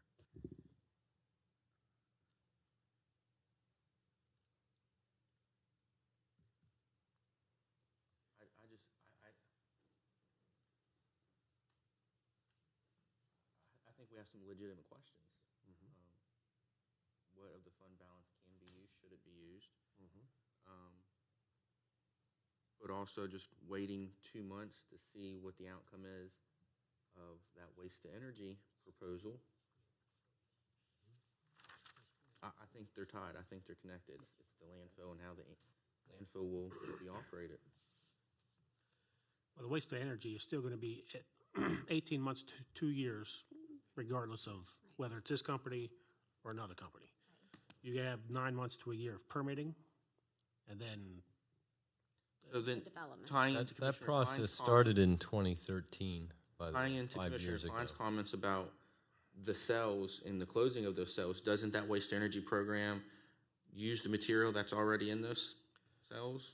The plan is to, compensate for, if they build the plant for 500 tons a day, and we're bringing in 350, then they'll excavate, 150 tons a day to get to that maximum daily usage. But if for some reason trash goes up, we're bringing in 500 tons a day, then that mining of trash goes away unless they have it built in where they can expand their process to accommodate more trash. So, yes, the plan is to mine the existing trash, but that's not guaranteed. Would they do it every day, or would they just kind of do it, as they needed it that's all to be determined. But if I could just set the table for a moment with a couple quick facts. Changing these fees, whatever the board decides to do, is one thing. But if the fees are not changed or are changed, the general fund will pay for it. So tax rates, even if it's to come back to add additional post-closure costs later, those are still tax dollars. What staff is trying to do to save costs, regardless of this, is to get other things in place to operate more efficiently. For instance, reduce our leachate significantly to save hundreds of thousands of dollars.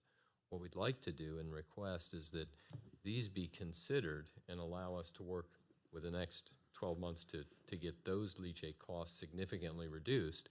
And if we find out that we can do that with cost savings and more efficiency, we could return to you, as Sarah pointed out, and you can actually lower fees possibly. That is possible. If the waste energy comes in and lowers the cost of operating, which is the whole reason we began the endeavor, we could then lower fees. But for the last several years, not just under Sarah's purview, but last several years, there has been a reserve in there. And again, I'm going to remind us all that we have espoused accolades for how wonderful those bond ratings have been. And one of the reasons is, for the last several years, we have used these practices and principles in place for the fiduciary responsibility to gain them. So we would be glad to return to you, or whatever the board would like to do, but I'd just like to check and balance this information, that by reducing the fees, still the general fund is going to pay for those, so it's not a cost reduction. And I would ask, do any of these reserve funds allow us to pay for those fees? $400-some thousand in the general scope of thing may not hurt our bond rating, and I'm not hearing that you're sure of that. So I'm going to stick with my request that no fees at the landfill are increased. And that's my only question. Will any of these reserve funds are permissible without affecting our bond rating, aid our taxpayers? I'm of the belief that if we continue raising the fees and taxes on everybody, when does government ever stop raising the fees based on our ability to balance a budget? And I like to stand firm on not raising these fees to see if anything inside our enterprise fund, reserve accounts, any money can help these relieve the burden from the taxpayers. We've had reserves in the past, but there was a period of time where we were so under budget that we had to use our reserves. We had millions of dollars in reserves, but there were years where, when trash went from 600 tons a day to down to 200 tons a day. Yeah, what are the two reasons for that? Wasn't that the city of Hagerstown, the Board of Education taking contracts out of the county? Would that be one of the Well, that was major part of the problem, reasons? but also, in what was 2008, we went into the recession. That's when we saw a large drop in our tonnage. So we were $500,000 to $1 million in the hole for 4 or 5 years straight, which used up our reserves. We were saving that money to Reserves buy then can- equipment. but sorry for the interruption, but reserves then can be used. Well, but it was a That's a different different type of reserve. Okay. That was a different reserve. That Okay, was a let's different do fund. this. Let's get the answers to Commissioner Klein's questions, Commissioner Kiefer's questions, and then commissioners want to, if they're able to provide those answers this afternoon, you want to come back and Okay with me? hear the answers, or do you want to? This is going to handicap the rest of the day. The budget's important. If we need to take an hour or two for some more definitive answers, I'm fine with that. Okay, so we'll see you back here. You have to tell us approximate time. 2 o'clock? Okay, so we'll meet back here at 2 o'clock to go over the landfill fees again. So let's go to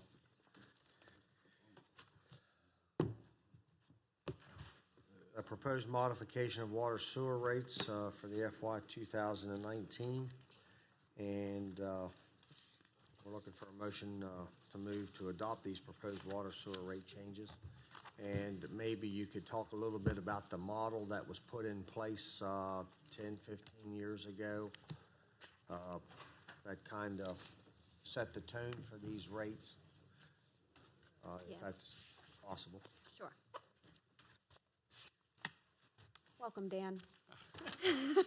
Dan DeVito is here, Deputy Director of Operations for the Division of Environmental Management.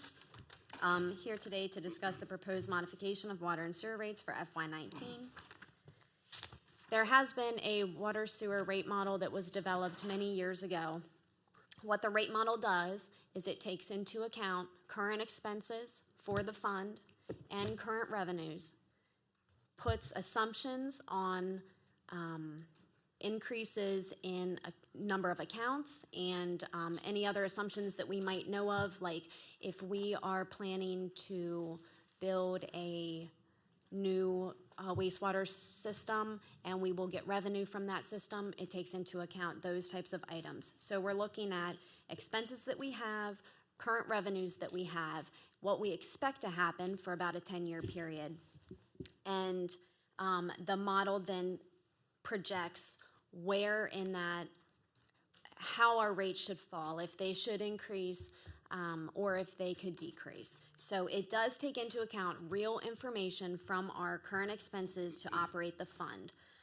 Again, the water and sewer funds are enterprise funds, and user fees should be able to be sufficient to pay for the expenses of the fund.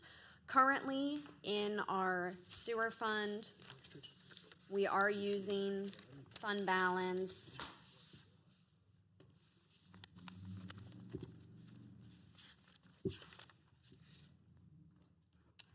We are using fund balance of $2.7 million. And in the water fund, we are using fund balance of $450,000 roughly. So what that tells us is that our revenue is not paying for our current expenditures. So here today, again, to talk about the rate increases, we have proposed an increase of approximately 3.5% for our average water and sewer customers. This is based on the model, but it is also based on, we can clearly identify that an increase in rates is necessary to provide for the cost of the funds. And if I could just fill in some background a little bit, but in 1995, when the county took over the water quality system from the then sanitary district, there was professionals that were, and outside professionals that were brought in to analyze the entire system.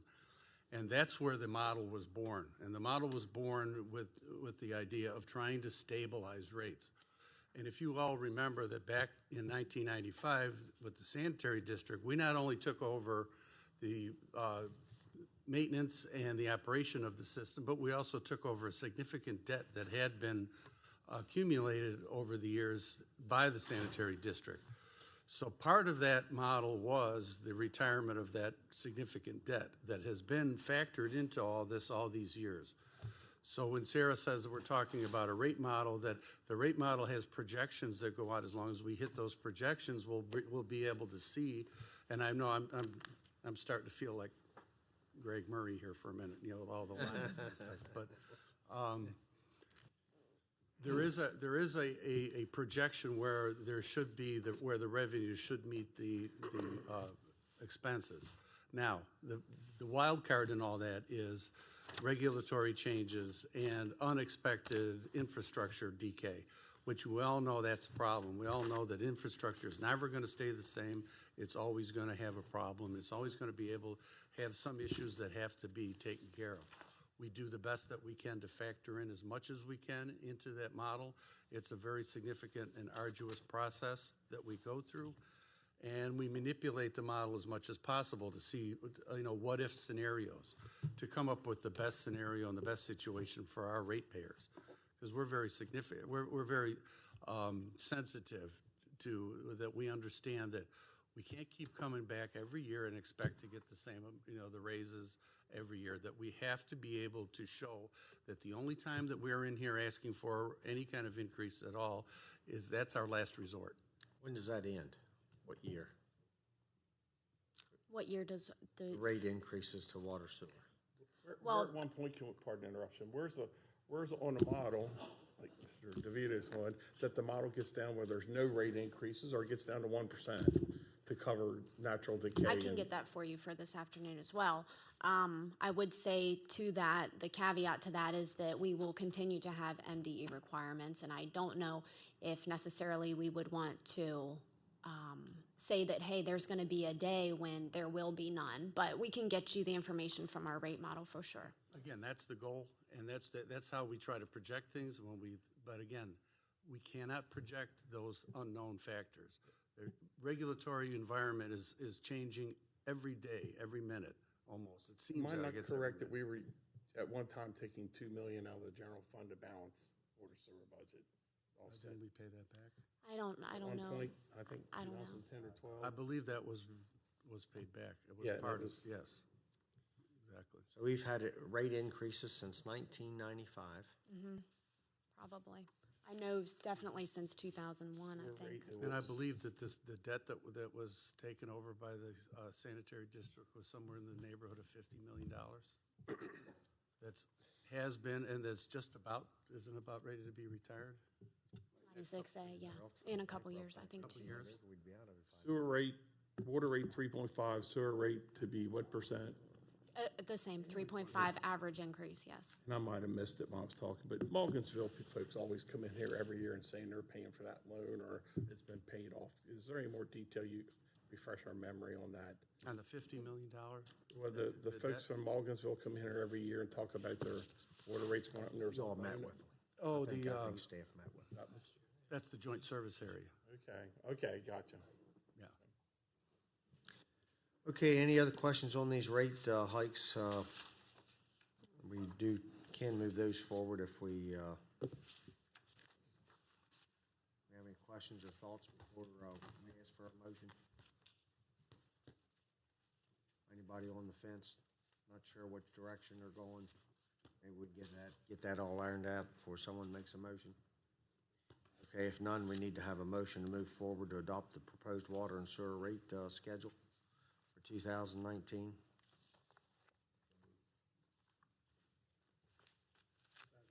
Motion is second. Any further discussion? All those in favor signify by saying aye. Aye. Opposed? No.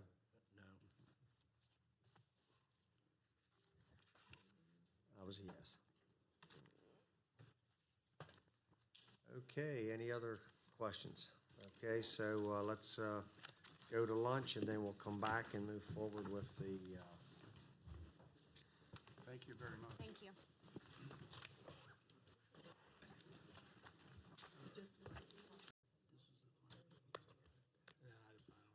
What you got? Oh, okay, thank you.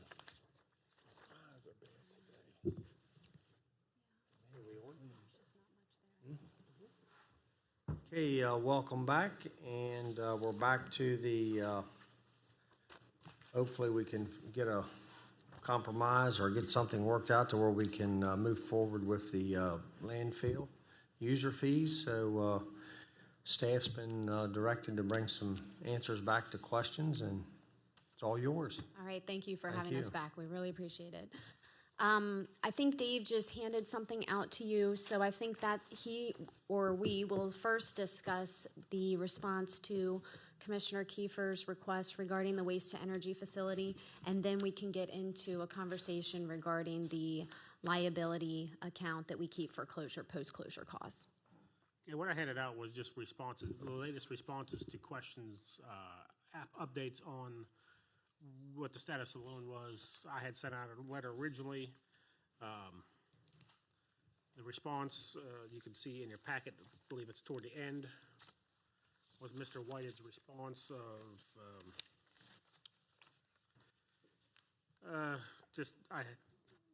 they had an office set up. I had sent it to the office, but apparently they discontinued use of the office, and I didn't know that, so I sent it to the wrong address originally. Then he just responds that maybe after the first of the year that he could accommodate a request for an update, which was before Thanksgiving of 2017, which then prompted John to send an email just reiterating a request for the update. And then his response is on the second page of that. So this is just to point out where we stand. I did email Mr. Whitehead about a month ago, just asking for another update. There was no update to be given, was his response. So we are still in limbo as far as the waste energy facility. So that just goes back that, we're at least 2 years away from any kind of waste energy facility opening up and being operational. So based on this letter, it looks like it was November 20th that when you received your response? Correct. And then it said it may be after the first of the year before I can accommodate your request. So they never got back with you after the first of the year? They only responded to John's letter dated December. It was a letter from Commissioner Baker, actually. Yes. But you're right. It was a letter from. So what was the date on that? John's letter was December 29th. I believe. Okay. And then the response was January 16th. But you said you just emailed. I emailed about a month ago, just asking for another update to see if anything had changed, and nothing has changed. So they're still searching for financing, working toward the goal of getting finances to move forward.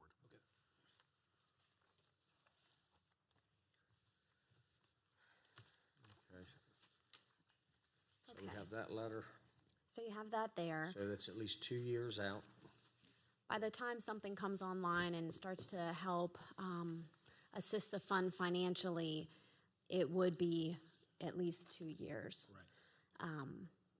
And I think that's assuming if this company is the one that does it, because Correct. if it turns out that they're not going to do this facility for us and we go through a procurement process, it may be a little bit longer. Yeah.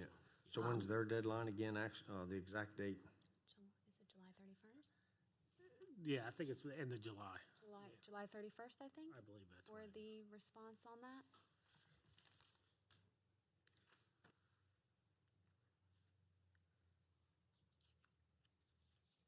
Is it the 31st? It's the end of July. It's not, I don't know if it's the 31st or some other date sticks in my mind, but. Okay. But it's not the beginning. It's not June 30th. It's not June 1st. It's towards the end. I believe it's end of July, or at Well, the if you latest get beginning it, of just August. email it to me, Yeah. if you don't mind. And and for the record, I definitely think that is something that the county hopes will come to fruition, whether with their company or with another, because we are excited about, what that would bring for us. So kind of getting into the closure, post-closure care cost discussion, wanted to make So, sure. I'm sorry. Mhm. So this amount was what, 250,000? Yes. So what could we have used that money on? Well, that comes out of our general reserves that we could have used to buy equipment, fix equipment, or just use it to supplement operations. Or handle an issue that would come forward, if something was damaged and, a piece of equipment that we didn't have budgeted, could pull out reserve funding to use towards that. Correct. So equipment we could have purchased for it going to a reserve, that would mean that maybe the fees wouldn't have to be increased to the amount that's being suggested? Yeah, that's correct. That 250,000 could have been used for many different purposes. It is flexible funding.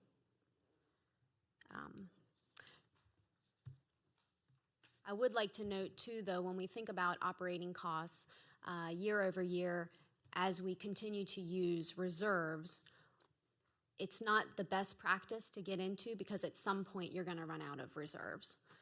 So I'll just leave that with you. For the closure, post-closure care costs, just for a little bit of background, state and federal laws and regulations require the county to place a final cover on its landfills when they stop accepting waste. The county is also required to perform certain maintenance and monitoring functions at the site for up to 30 years after closure. Although closure and post-closure care costs will be paid only near the date of the closure or the date that the landfill stops accepting waste, the county does report a portion of these costs as a liability on our financial statements. What I think was suggested here was that we take funds that are reserved for that liability and use those to subsidize the fund and not increase the rates.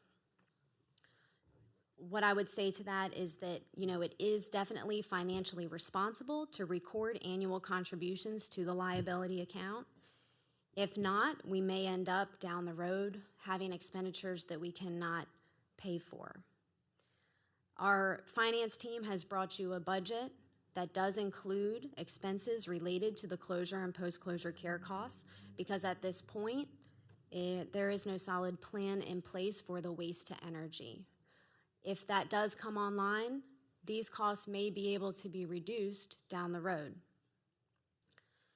As far as our bond rating could be affected, I cannot say if it will be affected for sure, but I can say that a decision to take funds from the closure, post-closure care cost liability would not be looked upon favorably.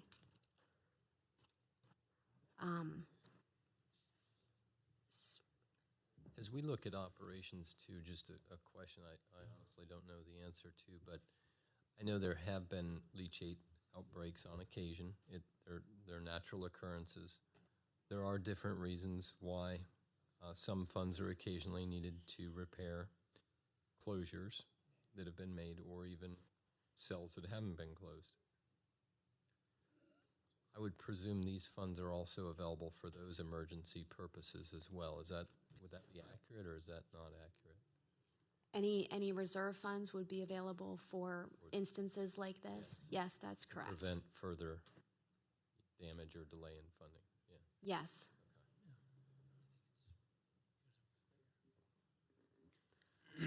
Yes, sir. Yeah, I just want to say one thing on, I guess to pick up where I was talking about a little bit of increase that we are asking for. If you get down the list, I'm sure you could debate every one of them, but I think that we've asked Dave and them to come up with a formula of increases. But, you know, the bigger thing, I asked Dave there before of the number of users. And in the county, we have probably in the vicinity of 50,000 families.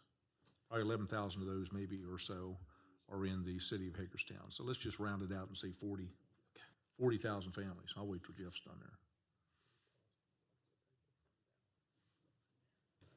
I think it's important for all.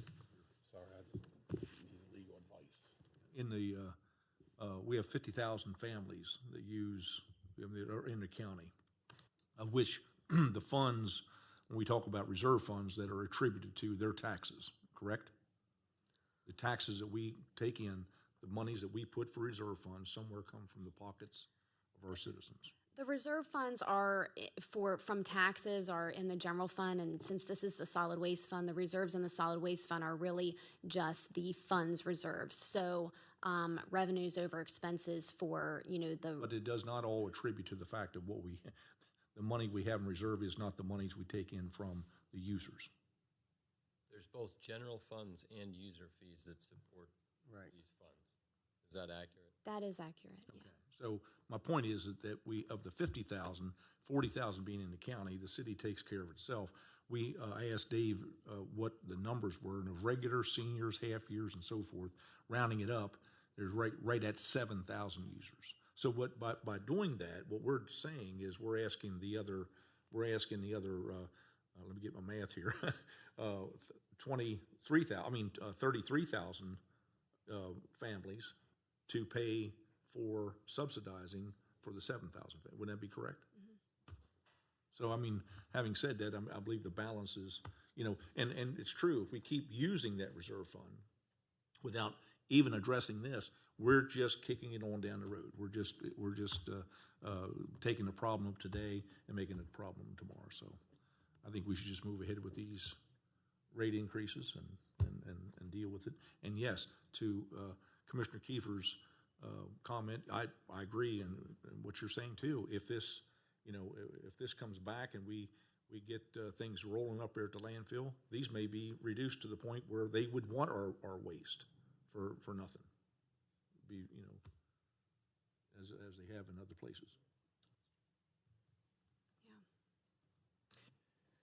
Yeah. Okay, so I guess we go back to Mr. Klein.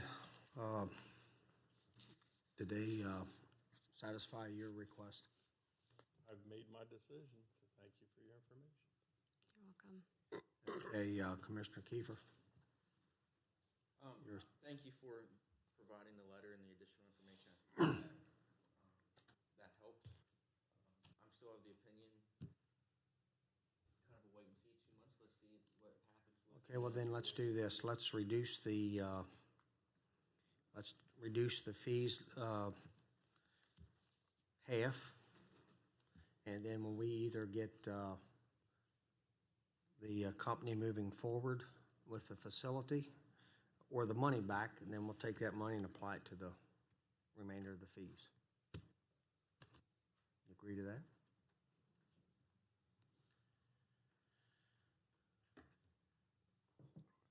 I don't know why we would want to change fees now and maybe change them in 2 months again. Yeah, I'm full support of not Well, I think I don't think either one of you are going to support it regardless. So if we're going to move forward, I guess we have to make a decision here today. So we're either going to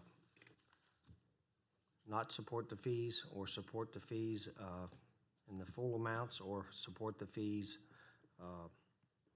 If we don't do something about the fees, then we might as well delay this for the next group of commissioners come January 1, because these fees will be in account and they'll be effective July 1 for 2000. So if you want to do that, that's one way of doing it. I for one think that. So you're saying delay all of these fees until. Can I just say like one closing remark, since you guys look like you're going to move forward and make a decision? And just that would be that staff has looked very closely at this budget this year. And a lot of effort has gone in to reduce costs as much as possible. These fees, again, have not been increased since 2012. And like many costs, our costs are going up as a county. And it is unfortunate that we have to increase the fees sometimes, but it is a reality. And I would just like to. How have we absorbed the fee increases needed since 2012? We have continued to draw down on that reserve, and that cash reserve, It's essentially gone. it's been used up. And we are at a pivotal point here, because if fees are not increased, we will continue to dip further into that reserve, and we may not be able to meet our 25% policy. Well, I'm at the point now where I'm going to have to start cutting services, whether it's stop taking tires altogether. Cardboard's free right now, but it Wouldn't you costs us think money. raising fees would discourage people from bringing stuff to the landfill? It's a proven fact, when you raise taxes, you have less revenue coming in. Yes, but I can't support the services that I offer right now. We cannot support the services we have right I'd now. call it for a vote, Mr. Baker. I'll make a No, motion. no, hold up. Questions endless. I still have another question. I'd like to ask another question. Thank you. Have the commissioners supported increase? Well, no, because we haven't supported one since 2012. They've remained the same. We did support a decrease a couple months ago for Large commercial haulers that was trying to draw the city of Hagerstown trash, which it did not work, no. I'd like to go back on something Sarah said. I think it's important to know that the reserves have been pulled down since 12, which 12 is now 6 years ago. So that is 6 years of operations where reserves have been supplied to forego any type of increase. I just want to make sure that's clear and accurate. Is that right? I don't have the complete history here, but I do know that reserves have been used for many years. It's probably more than 6 years. More than maybe. 6? Yeah. More than 6 years. It probably goes back to 2008, 2009. 2008 or so. About 10 years. Roughly, yes. About 10 years of using reserves to forego any type of increase. So there aren't any reserve counts at all to come up with $430,000. Not for the landfill. The Will we landfill is be an enterprise reducing fund. any debt service in the near future to save money? Well, I'm sorry, I missed the beginning of that. What was that? Is there any debt service that'll be relieved in the next year or two? There is a lower debt service expected for next year. However, we are using $360,000 in reserve in this budget. So then next year, we don't want to use any reserve. So as that debt service comes down, that'll be great for the fund expenditures and revenues should then meet, because we have a reduction in our expenses, but we'll also have a reduction in our revenues too, because we won't be able to use that fund balance reserve. So that should net out pretty closely.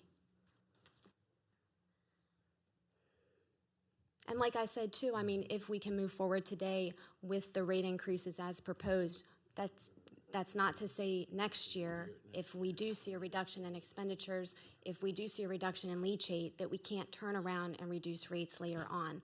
But to provide for a healthy and financially responsible fund, it is our recommendation to move forward with the rate increases as proposed. To that end, I make a motion that we move forward with the rate increases based on the comments I've made about the fact that we should raise a little bit now. We can always reduce later. We have that money coming back possibly from the $250,000, and the fact that we're looking at the effect it's having on 7,000 families versus 33,000 that do not participate. So I'd like to make a motion that we approve the rate increases as submitted. Second. Okay, we have a motion and a second on the floor for the approval of the rate increases for the solid waste department. Any further discussion?